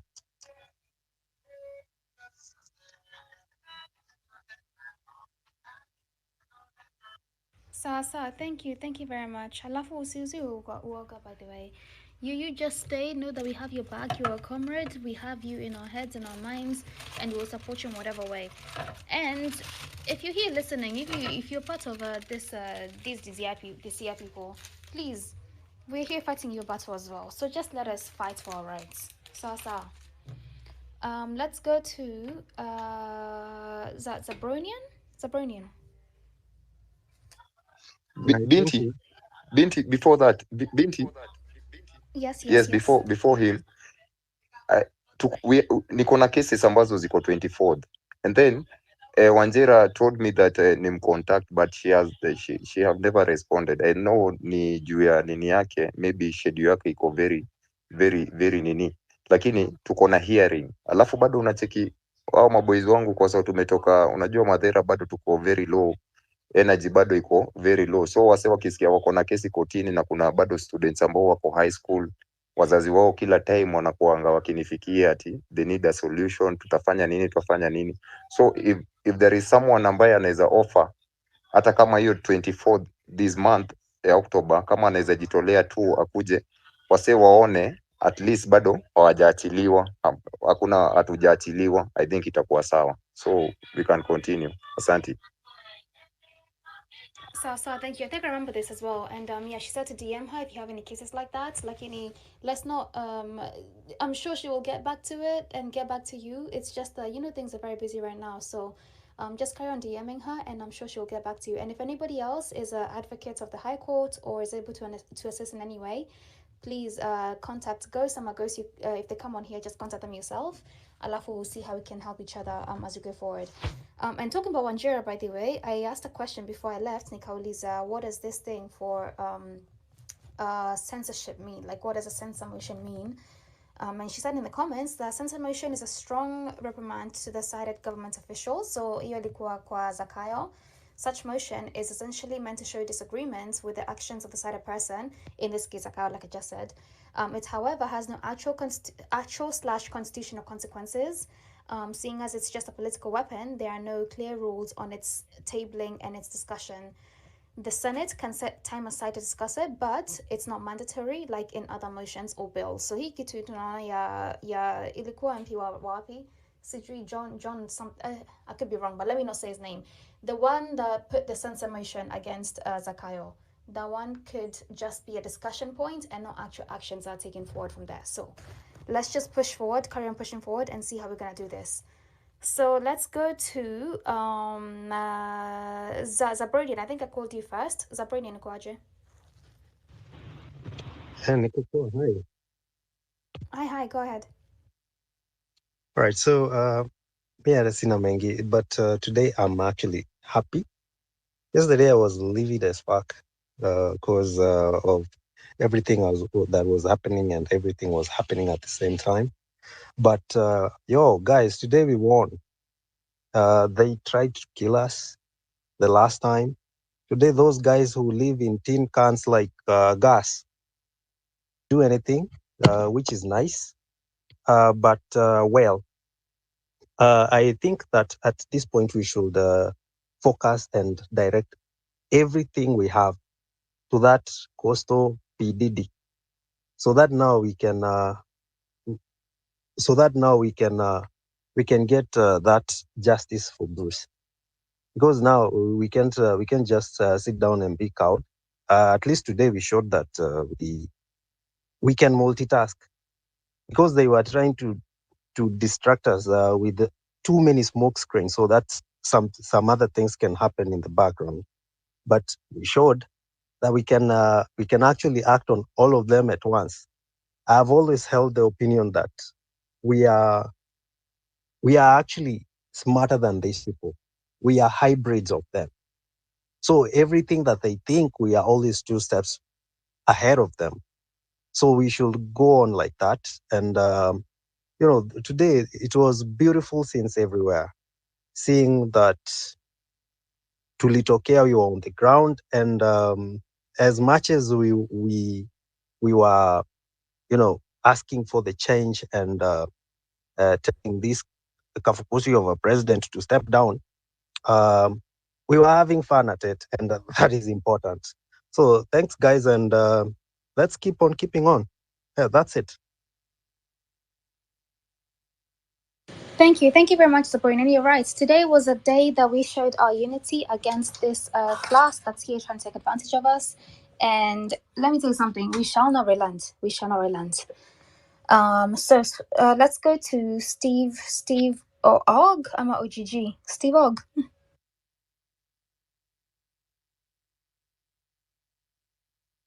Steve OGG, can you hear me? Going once. Okay, let's go to Wilson. Hey, how about Sheila? Okay, thank you. Kwanza sana ni shukrani kwa wote waliojitokeza, na hii inaonyesha umoja ni nguvu. Pili, kuna zile changamoto ambazo ukiangalia kweli zile ambazo tunapitia. Ukiangalia when we talk about the morality, because when it comes in our society, you find that a honest person is the one who is hated the most. Kama for example Morara utapata speaking the reality, amekuwa akiongea ukweli, so sasa amechukuliwa kuwa mtu ambaye atakikane na our politicians. But what I would like to urge most of us is that let us keep up the spirit. The moment we give up, it is now we shall have given them a chance to do what they want. Na hii spirit ambayo tuko nayo, wacha iendelee hivyo, na ikiendelea hivyo inamaanisha at least we are somewhere compared to where we are last time and this time. I must appreciate most of us, at least we are doing something. Then something ingine ambayo naweza sema ni heko kwa Morara kwa ile kazi ambayo anafanya. Kuna hii kitu ambayo walikuwa wanaongelea kuhusu hii mambo ya civic education. By the way, not all the people are aware of what is happening in the country, because like today I met some of the people while going home.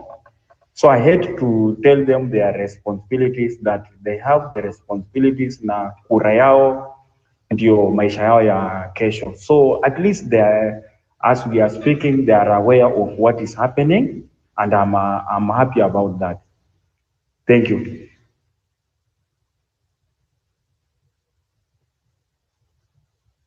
Thank you very much. Thank you. Yes, you're right. The more we push and the more they come and attack people, the more we know that whatever we're doing is working. 100%. Thank you very much, Wilson. Let me ask you, what do you think we could do more than what we're doing currently? Is there something else that we can add on to our energy, our motivation, anything else?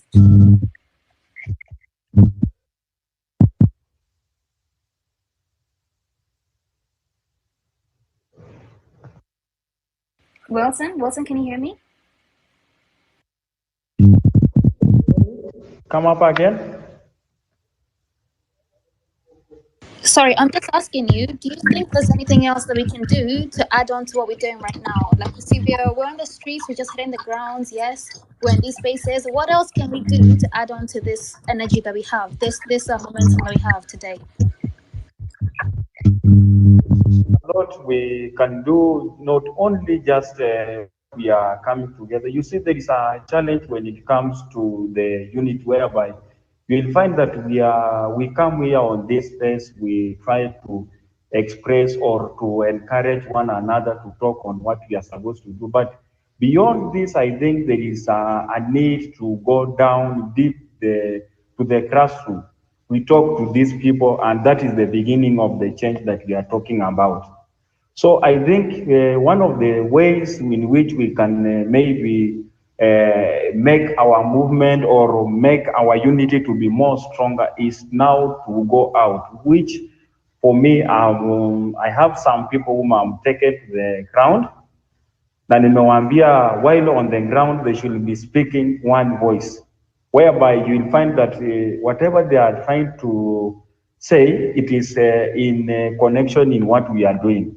Not, they should not have that disunity. Then number two, just to add on that, I think also there is what we call maybe we can also translation of the language, whereby you'll find that most as we are talking or as we are encouraging one another to move, to go deep in the society, you'll find that we have different communities as we shall be moving or diverging, going different areas.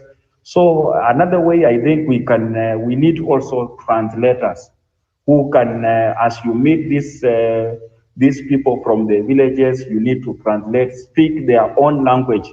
And by doing that, I think we shall have made another step whereby these people will be with us, they will understand what we mean, and they will work with us in whatever we shall be doing. Thank you very much, Wilson. So you said that we should go to the grassroots and we also speak the languages of the people on the ground, which completely agree. If you didn't know, Morara was in the Rift Valley over the weekend together with gracious host Timothy Mabonga. So yes, let's carry on injecting. Son, hi, son.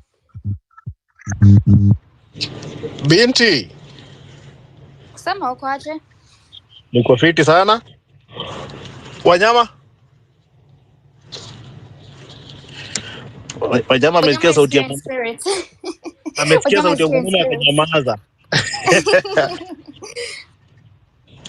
Anyway, guys, I just love kwamba the speed that we have, but we are not injecting. We are not injecting. Why? Why?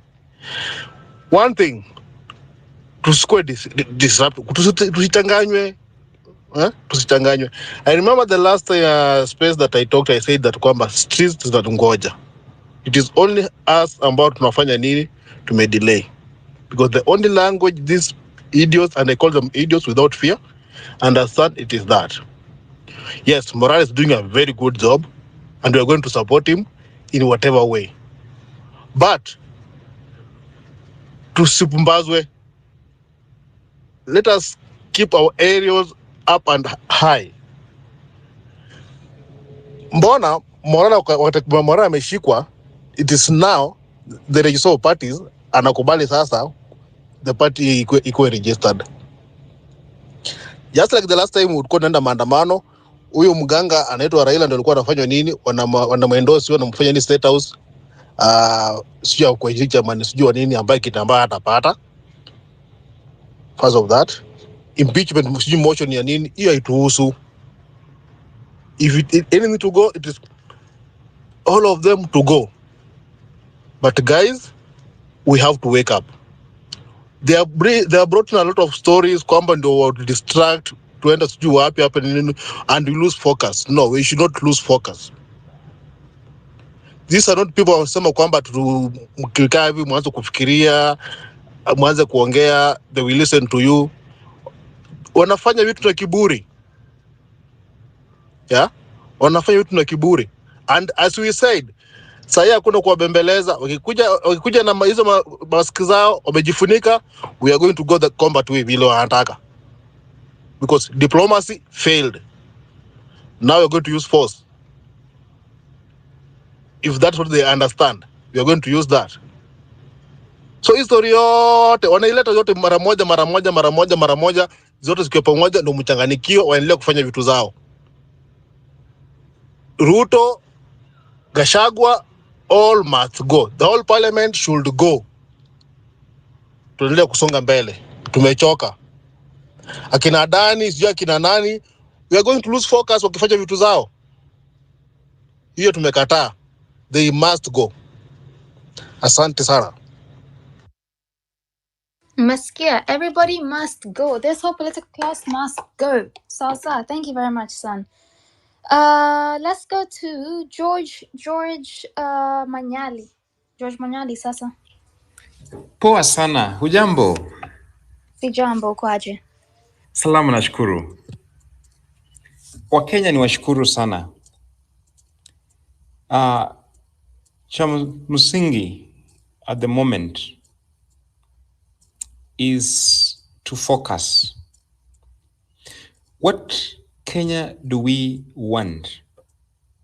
We want a united front that will fight for good governance. That good governance cannot come from any other person kama sisi wenyewe tutaweka pale. You know, a bad leader is just like that bad voter who put him or her in that place.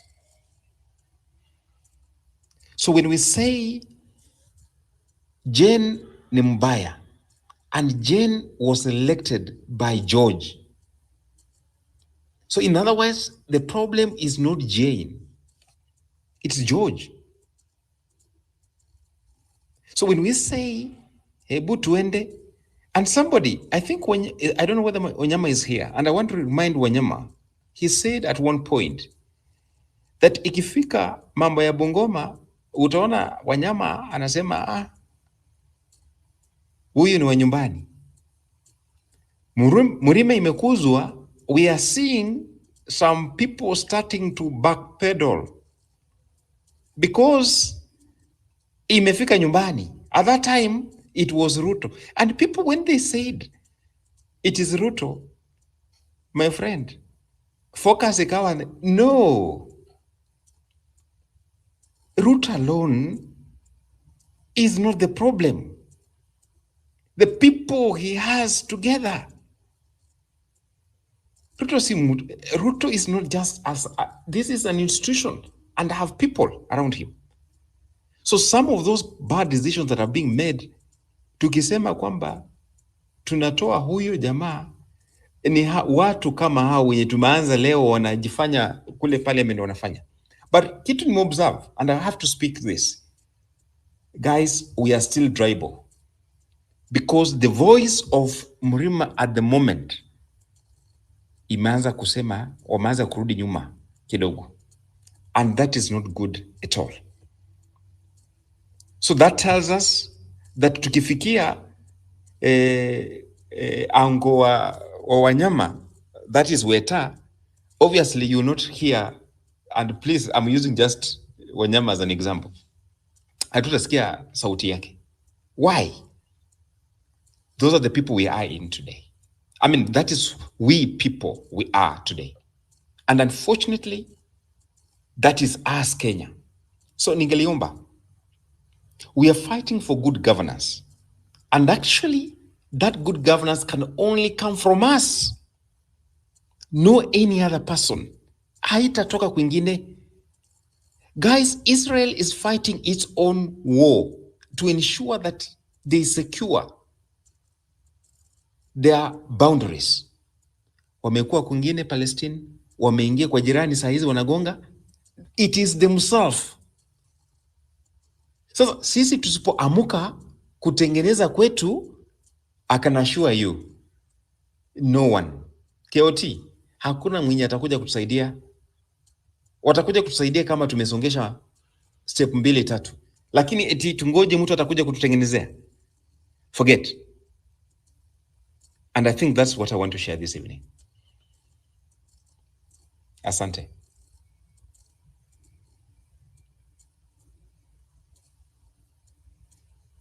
Thank you very much, George. And you're right. We need to be very united right now, especially right now. Right now is not the time to be divided in any way, or form, any shape, way, or form. So yes, you're right. Let's be extra vigilant, extra cautious to make sure that nothing separates us as a people. This is our country. We're all in this together. So let's work on that.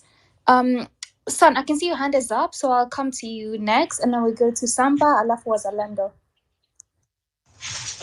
Hi guys. Oh, Binti, is it me now or I go next? Hello, Binti. Samba, I saw. Okay, just go now, and then I'll get some Son to speak afterwards. So Samba, go next. Okay, thank you. First of all, I would like to say kudos to everybody that came out today to support this movement.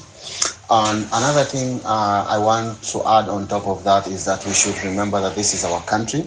It belongs to all of us. It doesn't belong to some of us, like the way these politicians have been taking it, but Kenya belongs to all of us. And a united Kenya is a prosperous Kenya. So we should all hang up together.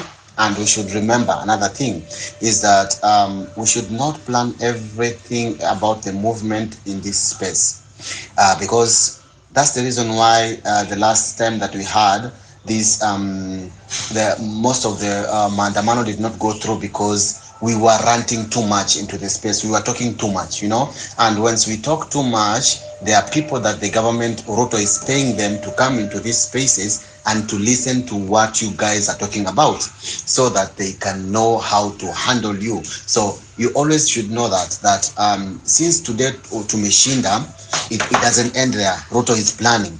Okay, akona watu ambao they are sitting down there, they are watching us, and they are planning. So let us not celebrate. We are supposed to celebrate the today, but also let us remember that guy is not finished. He's still planning again.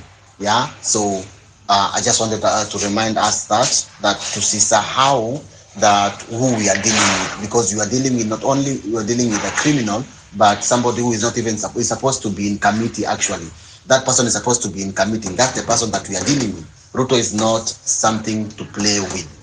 Okay, so let us remember that first, and let us analyze that. Na tukumbuke, please, whatever we are planning, let us not speak everything into these spaces. Thank you all, and that's my submission. Yeah, no, thank you very much, Samba. I completely agree. We need to be very what should I say? Like I said, vigilant. Let's just be vigilant about our actions, of whatever we voice out in these spaces. Shidani, how else do we communicate? So I'd like people to come here and tell us how else we're gonna communicate. Like at the same time, you telling us is also gonna inform everybody else. So it's just a thing of, if you come in these spaces, just say whatever you can say that's either gonna get to us as the regular citizens, educate those that are against our movement. But I appreciate that very much, Samba, and thank you for the reminder. San, I think you had your hand up, so I don't know if you want to speak now, and then I'll go to the next speaker after you. Yeah, Binti, it was just about an observation. I don't know if you guys captured that. Our brothers, our sisters were killed. Daylight. In front of the parliament. Cameras. The whole world was seeing it. Now today, they are playing victims. Okay? Through the speaker, they are telling him the inspector of police should protect them because they fear for their lives. When our brothers were being killed, some being abducted, I don't know for how many days, were those not human beings? Were they not supposed to be protected? So now, because only somebody from somewhere said that I have a prophecy, I don't know what a flag will fly, so you have mast. Now they are saying somebody wants to kill them. They kill our brothers. They kill our sisters. Some are still having injuries. Some will never walk again. So how special are they? That's what made me even much angry. How special are they? Kimani Chungwa, how special is Kimani Chungwa? So they want the police to protect them, but kill us. No way. About communication, we have to communicate. Through the space, through anywhere, we have to communicate. The thing is, do we have the drive? Let Ruto send whoever he wants to send here to come and, I don't know, listen to what? They will listen, yes. But will they stop us once we decide? They will not stop us. Let them come and listen. Let them know how angry we are. But once we decide, let them know that we have decided. Let them give him that information. That is it. Thank you. Thank you very much, son. And yes, nobody is special, but nobody is not special. So as much as we're doing this, we need to do this in a very peaceful way, very civil way. We cannot ask for what we can't give. So if you're going to ask for peace and justice, let's offer the same. Let's be the leading example. But I hear you. I understand the pain. I understand the frustration, and I'm with you on that one. But let's offer what we are demanding. Who was I gonna go to next? Sorry, was Alendo? Was Alendo hi? Rada, watu yangu, Go ahead. Ruto alikuwa anajaribu kama kuona kama bado tupo, ameona tupo. Walikuwa anajaribu Nairobi Waters. Sasa hesabu ni hii. Sijui amesign signature 291. Nataka pia hii ujumbe iwafikie pia wasign sasa 291 za yaani wote wawili watoke tu rahisi. Sasa ndo hiyo sawa, Morara ametokea na nini. Sasa hakuna kitu ya kusema sijui kama yeye amefungwa hiyo chama, kuna KOT, kuna wanyama, kuna ikwe ni youth wataungana kama ni chama moja. Hakuna kutakuwa sijui ni huyu anataka kuwa hivi, hakuna division yenye tuko nayo. Ni sisi wote basi, kama ndio hiyo yenye imefunguliwa hivyo hivyo. Tusiangalie sijui hivi, kama tuko na agenda moja ni ya kutengeneza nchi. Wache ikuwe hivyo. Haya basi, kufika pale itakuwaje? Bado inataka do. Hiyo ndio utake kwenda sijui unataka kwenda wapi, hata hizi stories za civic education. Sasa tungekuwa tunapiga hesabu tuchange pesa, hata kama tungekuwa tumefungwa ka farming fulani inafuga makuku, mang'ombe ama nini, tunaweza kuuza hivyo, tunaweza pata mafunding sisi wenyewe, tunaweza kujifund. Hizo ndio vitu tunafaa kuanza kufikiria saa hii. Ni hesabu sisi tuajichungaje? Juu sasa umeona tuko kwa vita. Wewe utakuja na firimbi, ukuje na maji, ukuje na nini, utajua ujui. Sasa akili lazima ujiandae ukwe mentally fit na spiritually strong. Na kama ni physical ujue sasa tuko kwa physical war. Si rahisi venye tunaona tu venye tunaona iko hivi. Hizo signature 291 zenye wamesign za sijui kuimpeach Gachagua pia wasign tena hiyo 291. Walisema tu hao watu wamesign 291 wanataka security. Ni ukweli, lazima wapate security, na tunataka wapate security ya sign hiyo 291 hiyo ingine. Wakizidi wanazidi wote. Na hesabu sasa vitu kwa ground zimerudi venye zilikuwa zifanyike hivyo venye zitafanyika. Hii si ati ni sisi tunangangana nayo. Venye wanaendelea kupambana hivyo ndo wanaendelea kujiingiza kwa shimo wenyewe kwa wenyewe. Na sasa hivi wameshaingia kwa mtego, na hii mtego sisi ndo tunataka kuwa trap wenyewe kwa wenyewe. Wanataka kuuana wenyewe kwa wenyewe. Na lazima tuwasukume, tuwapeleke kwa hiyo trap yenye wameshajiingiza wenyewe. Na sisi tukubali focus yetu. Tuache kuzubaishwa na watu. Kuna watu wanakuja wanatafuta mafema hapa. Washapata fame yao moja mbili ndogo, hawaoni tena. Mimi nasikia kuna hata watu walikuwa naimba ngoma za civic education. Sizisikii tena. Hii ni kitu ingekuwa inaendelea, zingekuwa hata zinacheza kwa redio. Lakini ni one time tukue tu serious, tukue focus. Kuosi space hata unaona akina KOT akina Wanyama. Usidhani ati akili yao tu kukaa hapo hii 24 hour kuwa tu hapo. Si ati hiyo mentally ujue lazima pia wako mentally strong. Juu pia inamaliza mtu nguvu vibaya sana juu. Unaweza unapambana. Kumbe watu unangangania. Si hawa watu, kujeni kwa ground nini. Hapa watu wako wengi lakini ikikuja tena mwishoe. Si hivyo venye iko. So tukue yani tujue tu saa hii. Na ukae tu yani uamue tu. Wacha kuogopa kukufa. Mbona unaogopa kukufa? Sasa hata uishi. Sasa wewe ni kama tu, sisi ni kama zombie. Ma walking dead tu. Eti tujue tu man. Unajua kwanza acha nikwambie. Time yenye unataka kuwa free, wewe unajua ukiwa unapigania kwa vita, wewe unapigana for your right. Wewe ushajitoa kwa ngori. Hiyo ni prison break. Juu sasa dunia mzima, sisi kila mahali dunia mzima, ni wapi utaenda? Sai ni sai. Hakuna vingine ama nini. Angalia vitu zenye wanafanya. Umesahau sijui Jilule Biden akikuja walisaini kitu za usenge. Sasa wana proof venye ni wasenge. Angalia kitu wamefanya. Na hizo ni ngapi zenye hata zenye wenye wameshikwa wenye hata tujui wamefanyiwa nini? Ni hiyo tu sasa, hata hiyo ni imetuonyesha picha. Hao wengine sasa wenye hata tujui wako wapi, wamefanyiwa nini? Mmesahau walisaini nini time huo mwanamke akikuja huko. Sisi napuuza tu. Tunaona vitu zingine tunaruka hii, hata tujijui.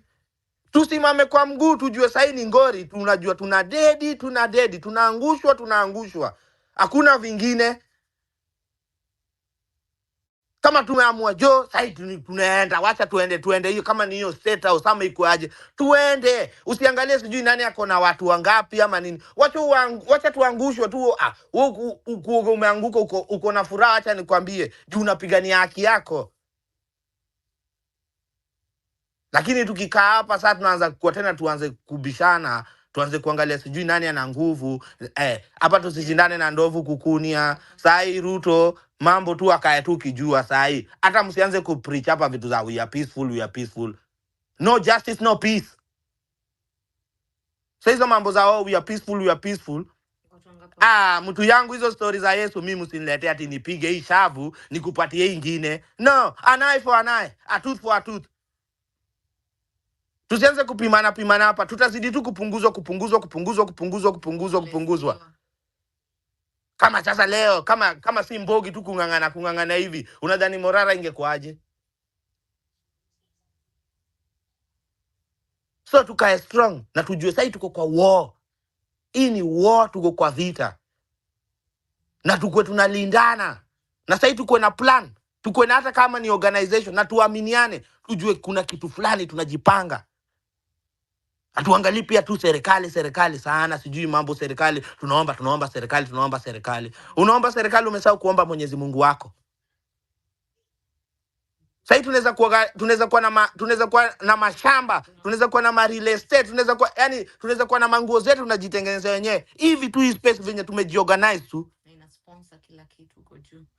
Na tunajisponsor sisi wenyewe. Sisi tunakuja kuambiwa na wazimu sijui Ford Foundation, wazimu tena naenda na kaa nao. Sisi ndio tunapimwa ufala. Sasa tuanze tukae kwa ground, sasa tujue man. Hata kama ni mazoezi ya kwenda shooting tujue kunaendaje, tujue sasa si rahisi. Sio time ya sawa. Sasa tujue tunaenda war. Tuko kwa war. Hakuna cha Ruto ati Ruto must go atatoka tu rais hivyo. Kama imefika mahali jo, mahali sasa hata sitaki kuiongea, yani inauma ukianza kufikiria vitu zingine. Hii Kenya yani mali imefikia, sisi tunakaa tu tunaiona. Ilikuwa sijui Shakahola ikakuwa, yani ni machine. Kwani tuko kwa movie nini? Na mtu mmoja ndiye anatufanya hivi, mtu mmoja ndiye anatuvuruga hivi. Hiyo ni kitu ya 2007. Ndio sasa anaprovia kila mtu yeye ni nani. Hiyo kitu ilifanyika 2007, sasa ndio mnaiona. Mlikuwa mnaisikia, hamkuwa mmeiona, sasa mnaiona na macho. Na bado inataka iendelee, bado tunapiga hesabu ya hadi 2027. Hiyo ni miaka 10 mmempatia. Ama ni miaka ambao tumempatia kwanza 2007. Tuna entertain tu. Iko tu sawa. Kuna sema agents wake so wana spread, wana do the most. Mali imefika tu saa hii kila mtu tu usimame tu kwa mguu. Ujue ni leo ama ni kesho. Yaani angalia. Kama saa hiyo ujui kitu yote inaitwa maisha. Wewe tu kitu tu sasa unafaa kujua experience kifo. Hata ujue, hata unaweza ambia mtu unajua kifo ni nini? Saa hii ni time ya ujue hakuna njia nyingine. Huyu mjamaa hakuna tutashinda hivi, hapana. Saa hii akili zote zenye tunapiga hesabu, saa hii mjue tu tuko kwa war. Usikuja hapa na stories za firimbi, sijui stories za bendera na stories za maji. Weka tu ukijua saa hii si mchezo venye iko. Hata bila sisi sijui tukitoka, sijui bila kutoka kwa barabara ama nini, bado iendi kwa rahisi. Mimi nawaambia hii kitu inaenda kufanyika saa hii haiendi kwa rahisi. Na lazima tujiandae. Na tusikubali kugawanishwa na mtu yoyote, na tusikubali kujiingiza kwa mixo penye si yetu. Juu sasa kuna kitu inaenda kufanyika hapa hii Kenya, na tusikubali kujiingiza kwa hiyo mix. Si tusimame venye tulikuwa tumesimama, na tuungane venye tulikuwa tumesimama, na tuseme sisi ni tribeless. Walikuwa nasema leaderless. Sai tunataka kuwatolea ma leaders zenye hata wajui wametokea wapi. Na kama ni mambo ya kujisponsor, nimwambia tuanze kufikiria venye sisi tuyajisponsor wenyewe. Jujue hii election hata ifiki 2027. Wale watu walikuwa na ndoto za 2027 haifiki. So lazima tujiorganize, tujicentralize, na tusimame in a collective security. Na tupendane sisi wote, na tusiachiliane.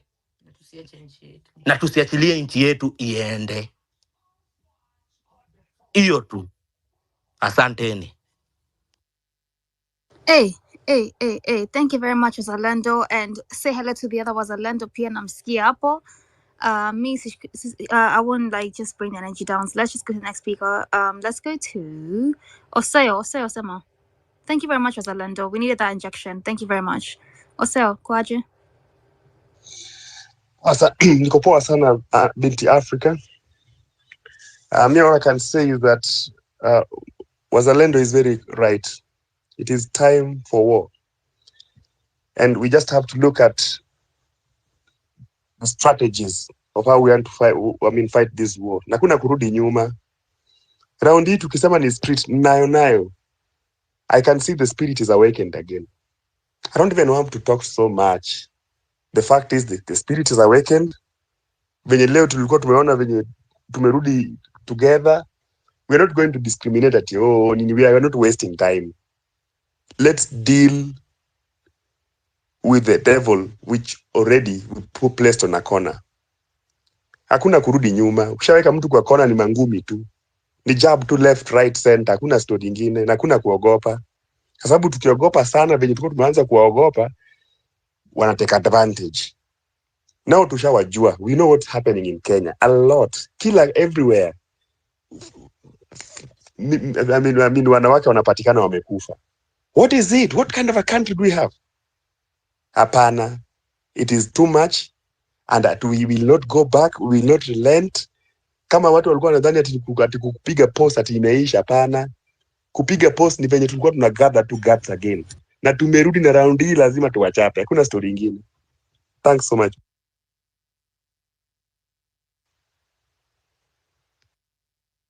Asante Oseo. Me, by the way, you guys, I don't want to share this energy, so I'm going straight to the next person. VK. Someone. Hello, my fellow criminals and prisoners. Hello, fellow criminal. I'm having net issues, but I'll just speak and yeah. I want to thank everyone who showed up today, either it's through monetary value, being there physically. Thumbs up to KOT Sonko. You know where to get me all the time. I'll always support you and give you that push. Anytime, give me that call, drop me that text. Wenye mlitoka leo, asanteni sana. Asanteni sana sana. This is one of the wins we had today. I can tell you for a fact I did not sleep the whole night as far as I am. I was in this Telegram. I was in Twitter space one time to time. Na bado nilikuwa TikTok. Actually, nilijoin TikTok jana mara ya kwanza. I had to because of hii kumobilize watu wafikiwe na fare, wafike tao and whatnot. Like you don't have to be there physically, but you can support with all you have and what you have as an individual. That's what I believe. And I want to declare that I'm part of this movement fully. Damu, watu by the way, wengine wanaona ni kama nimechizi, but it's all for a good cause of our country. We're dealing with a demon.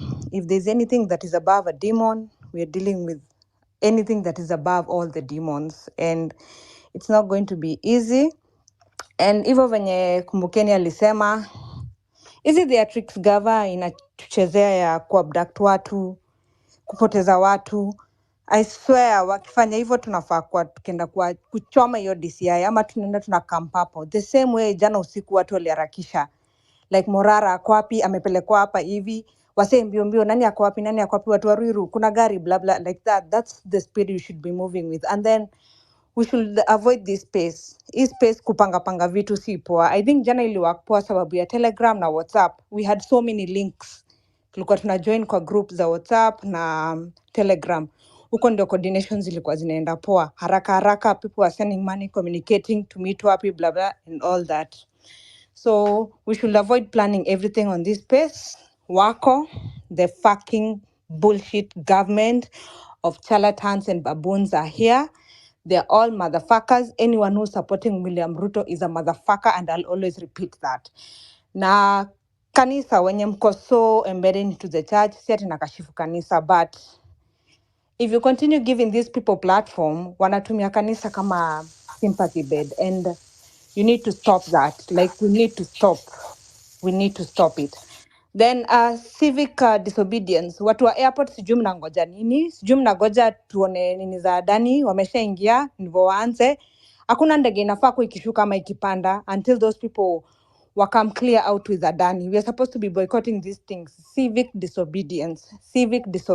Then tupange mikutano, hizo ni maandamano time to time. They should be there, not specific days, impromptu, abrupt. Kama ni state house, kunaendwa ni state house. Tunaenda wapi, tunameet wapi, tunaanza wapi, you know? Venye wanasema, we should stop sitting and thinking that these people are just ati wametuachilia. Gachagua and Ruto, that's none of our fucking business. In fact, wamempicha haraka ndivyo tusonge na wote. Lazima wote waende. And then huyu Ishongwa sijui nimeona anaitisha security. Whoever alikuwa anasema hapa kwa space, how special they are and what not. We are also special. We are humans. And the lives tumepoteza, our kina Rex and all the other people, and the ones who've not been accounted for, they're not any special. These people in the government, they're not any special. The same way wanataka security, hata sisi tunataka security tukienda maandamano. And I think salamu zirudi. Mi nitapost kwa page yangu hizo namba zao. Salamu zinafaa zirudi ndivyo hao watu watie adabu. Juu hizo akili zao zimejaa uji. Guys, I need to rest. I need to sleep. Tomorrow I'm working. Thank you so much for everyone who's a part of this and coordinating this. And fuck you if you're a government agent, blogger, or anyone who's supporting William Ruto.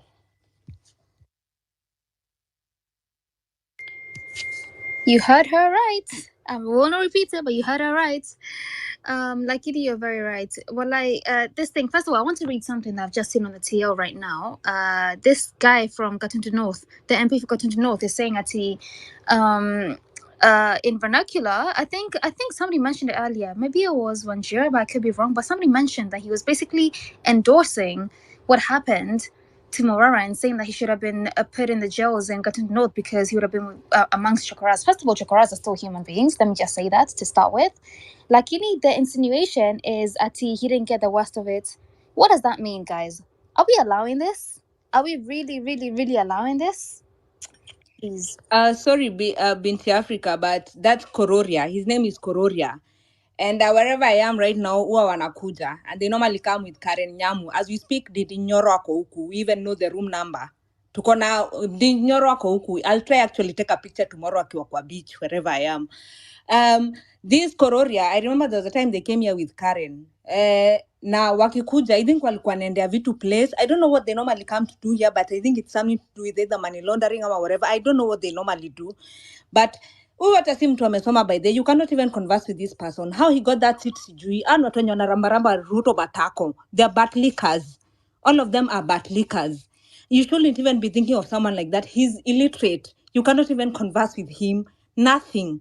Most of you here are elite, intelligent, more than these people. Na ile time tutapata chance kumove as a movement.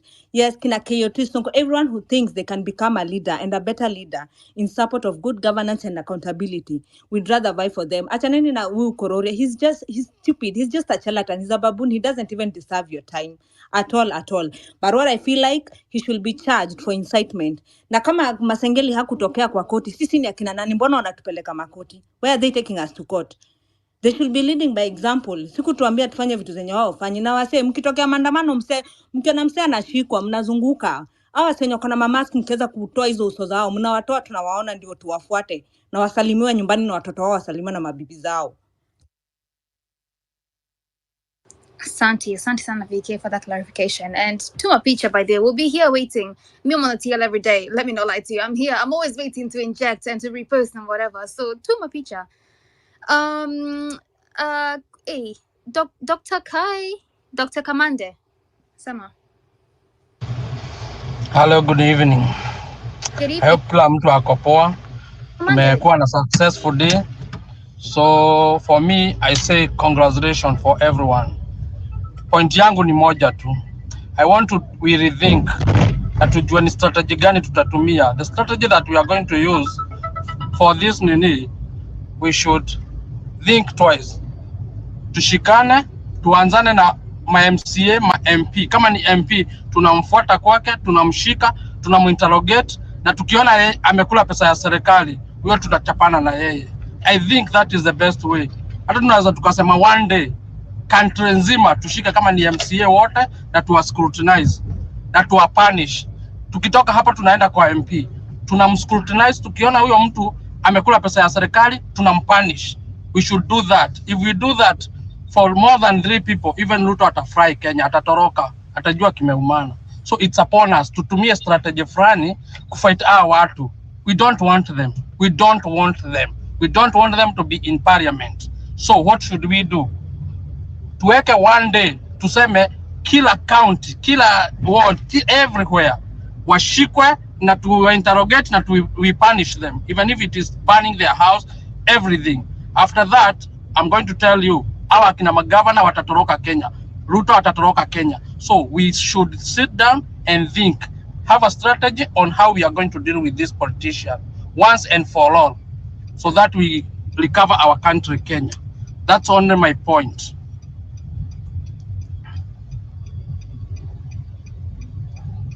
Asante sana Dr. Kamande. Lakini me saying something gone too far. There's no way we should get away with everything. Kama hiyo nikafungua space yangu Dr. akiona hii simu yangu nikienda Kenya hii naitupa huko. Kolani people.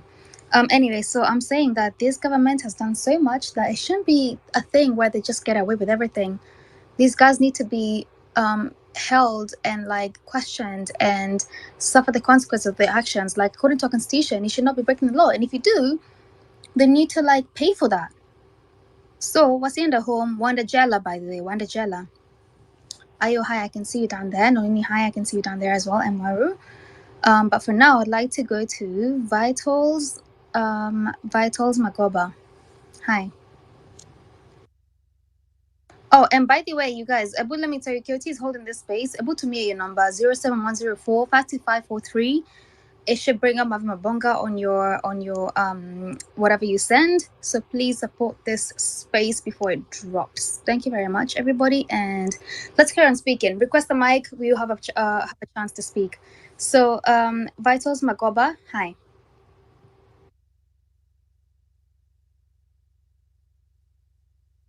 Vitals, can you hear me? Okay, going once, going twice. So that Gwendiri. You people, you and your names. Gwendiri. Hi, Binti. How are you? Hi. How are You you? can hear me? Yes. Good, good. So I have a couple of submissions to make. Thanks for the opportunity. Number one, good job today for what we did, going to the streets. It was a win by all means. Unfortunately, I noticed something happening. So there was this guy who spoke on the space yesterday, and it was Gian Wahome. Now, the thing is, Gian alipost kwa wall yake that the cops, DCI, were on his gate, and then they went to his door and they tried to break it in. And so he had made a submission yesterday kwa space, and that's how they found him, and that's how they tracked him, and they wanted to abduct him. Unfortunately, wakati alieka a cry for help, nobody like responded. So eventually I managed to get in touch with him, and we managed to sort him out. So my prayer and my ask to us guys is that manze, mkiona mse amepost akona shida, mapolisi wanamuabduct, or somebody is coming to his house and all that, please, please, please amplify. Please, please, please try and get somebody to help. Kwa sababu if he was on the space yesterday and yeye tu ndio tuliona alarm yake, how many more have been abducted today and we don't know? So please tusaidiane, because it was very hurting for me, also for him, that he never got help and get kusaidizi very late. So please, please guys, ukiona tu msi ako na shida, msaidie, ama just find a way to sort him out.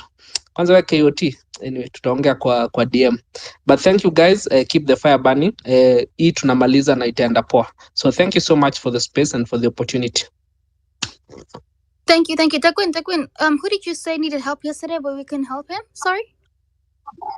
Today, Gian, anaitwa Gian Wahome. Gyan Wahome. Unaweza mchat tu kwa nini yake kwa DM. Yeah. Okay, sawa. Thank you. And you're very right, by the way. Let's just, whoever you see, even if you feel that whatever's happening is happening, just if you see somebody that needs or put out cry out for help on Twitter, please just or X, sorry, just amplify it in whatever way you can. Yesterday, I know that Ras G, who's one of our comrades that's always here on these spaces, was also trying to find some help in some way. That he was tracked to his place.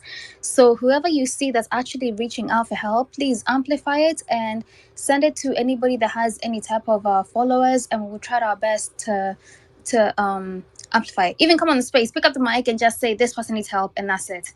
We have like how many people on this space right now? 350. That's enough to get word out to other people. So yes, you're very right. Let's like take care of our people. Let's take care of each other. So I'll go to Jose Kai.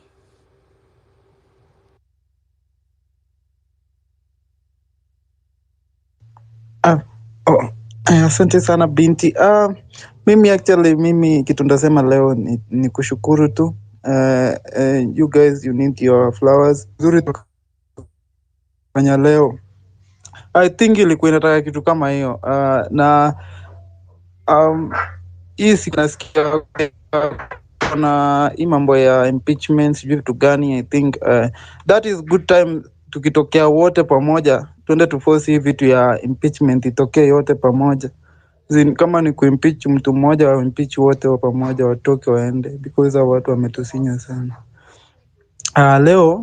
Leo nasikia hata afadhali, nasikia hata nikiongea na wanasauti ni kama inatoka, but jana manze, tuendelee hivyo unity, alafu pia na kusaidiana. Asanteni. Hello. Hiya. Thank you. Thank you very much. Thank you very much. And you're right. Let's just inject where we can, and whenever we come on these spaces, inject. Let me go to. Hey, who was next? Where's he gone? I had somebody next, but he's gone.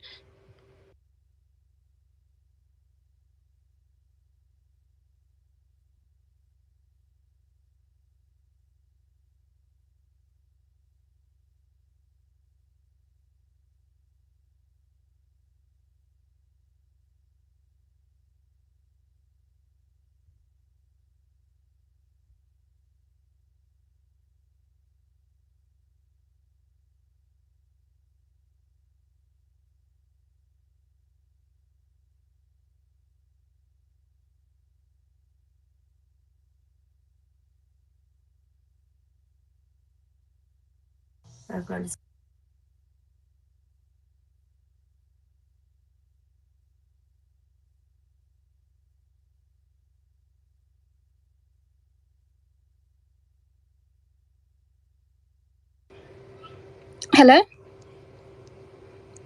Hey, sorry guys, I don't know what happened, but I just got cut off for a second. But I was going to reply to the next person. That was it. Is anybody speaking, by the way?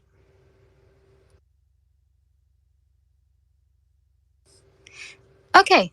All right. So let's just carry on from where we were. I was going to say, yeah, you're very right.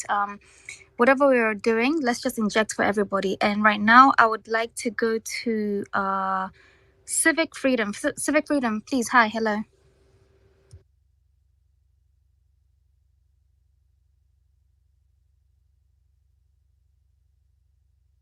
Civic freedom, can you hear me? Wazalando, can you hear me? Yeah, we can hear you.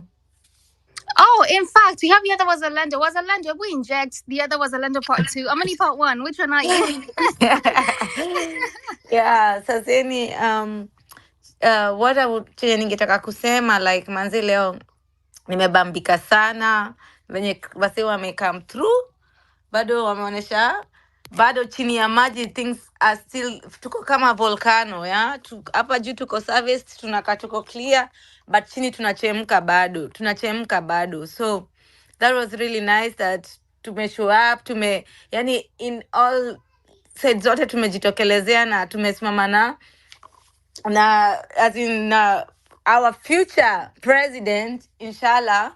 So Namorara, as in the way these guys comes through for us, it's like hata sijui ninaweza semaje, but leo imekuwa tu siku poa, imetupatia moral kwa sababu as we know like the last day sometimes you feel like maybe you're still in the fight alone more or less, but it's nice to know that tuko bado wengi, tuko huko chini tuna boil leo imeonekana, but things are still cooking. So yeah, chenye I would like to say is we still have to stick together, we still have to fight, and tuko bado sisi wote. It's nice leo kila mtu mwenye ulikuwa na feel like maybe niko peke yangu leo imeonyesha hatuko, mtu hayuko peke yake, bado tuko wengi, bado the fight is still on, na sai tuko tunaambiwa tuko leaderless na vitu kaa hizo already. Sai kwa hizi nini zote tuna spaces zote tunaingianga, we can tell and we know people who can be leaders. So tuendelee tu na moral, na ile time itafika kila kitu itajifungua, like unaona like before the way we started and hapa mpaka penye tumefika, na kila saa venye vitu zinaendelea kufunguka. And yeah, let's continue with the fight, na tukasirike pia zaidi. Kanza hiyo story ya Bruce, mi yenyewe naweza tu sitaka kusema hiyo story tusisahau, cause manze, if you've watched that video, that was like the saddest thing that you would ever see happening to anybody, and the worst thing. So inafaa tufanye tukasirike zaidi, because the more we let them have power, the more they break us, and when they get to the level of breaking someone that low, yani that is like inhuman. That is, hata animals hazifanyangi vitu zingine kaa hizo. And then people tunaita ati ndio ma leaders ndio wanafanya vitu weak hivi. So we cannot allow this to continue. We already somehow tulikuwa tumerelax kidogo, tumewafanya mepata na guts mpaka wanafanya vitu kaa hizo. So it's now time to rise up. It's time to fight. As in, hata tumekuwa hii kusema tunafuata constitution, tunafanya vitu laws zinafaa kufanyika, ni ukweli tunafaa kufanya hivyo, tumekuwa tukifanya hivyo, but what is these big people who already know the law and everything, what are they doing? Like even someone who can go, mtu alikosea alisema yeah, he said things he should not have said, angechukuliwa hatua venye inafaa, ashikwa, aripotiwe, whatever. But to take it that way by someone who's a governor and like hata yani hiyo story hata it's so heartbreaking. That's why we need to fight and stop this, kwa sababu the more tunaacha vitu ati tunaanza kusema sijui tunaangalia 2027 tuangalie, tunapea not only root of power, tunampea baka. Unaona hawa wadogo wadogo mampia hawa ndio branches zake, na honor the shits na hawa shit they are doing. We're giving them, all of them, power, not only him, all of them. And then they're breaking people and they're breaking our kids, they're breaking, and not, this is one story tumeona. Ini story moja tumeona imecome to light. Hatujui wase wenye wase wanaabductiwa, tunawafaitia wanarudi back, lakini ujui mtu amebreakiwa, ujui mtu amepass through nini, lakini haezi ongea. So it's really deep and it's really heartbreaking. So wase manze, tunafaa tukasirike na tujam na tuendelee at least na kitu moja tuna focus sahi na hiyo story ya Morara. It was really nice that ametoka out, and we need to continue being strong and we need to be smart, we need to strategize. Let's not all kuangalianga tu point moja, tunakuwa kwa point moja na tunasahau hizi zingine. Lazima tuangalie everything generally. Sahi kama sahi tuko na hiyo, kama tunafungua party, ni nini ingine financially tunafaa kufanya nini, tujipange. Yani tunafaa tukuwe secured everywhere na tuko smart na tuko steps ahead, because this is not a joke. Just because you're here and talking and ukwe tu unaweza wasikia tu umekuja umechukuliwa na umeenda na umefanywa vituko. Hizi story tunaona saiza Bruce, labda ni watu wengi wamefanyiwa, hii ni moja imerekodiwa. So inaweza kakufanyikia pia wewe, ama ifanyikie brother yako, ama ifanyikie mtu unapenda. So guys, it's not a joke. Naanda hata afadhali ukiangalia vitu zingine unaweza ona maybe even hiyo tu kama boom kushutiwa na uende, hiyo might be even the easiest way out. But the things that now they are going, the level they are going, this is the most sickenest thing. And this is really sad and it's really disgusting. Now we cannot just sit back. We cannot.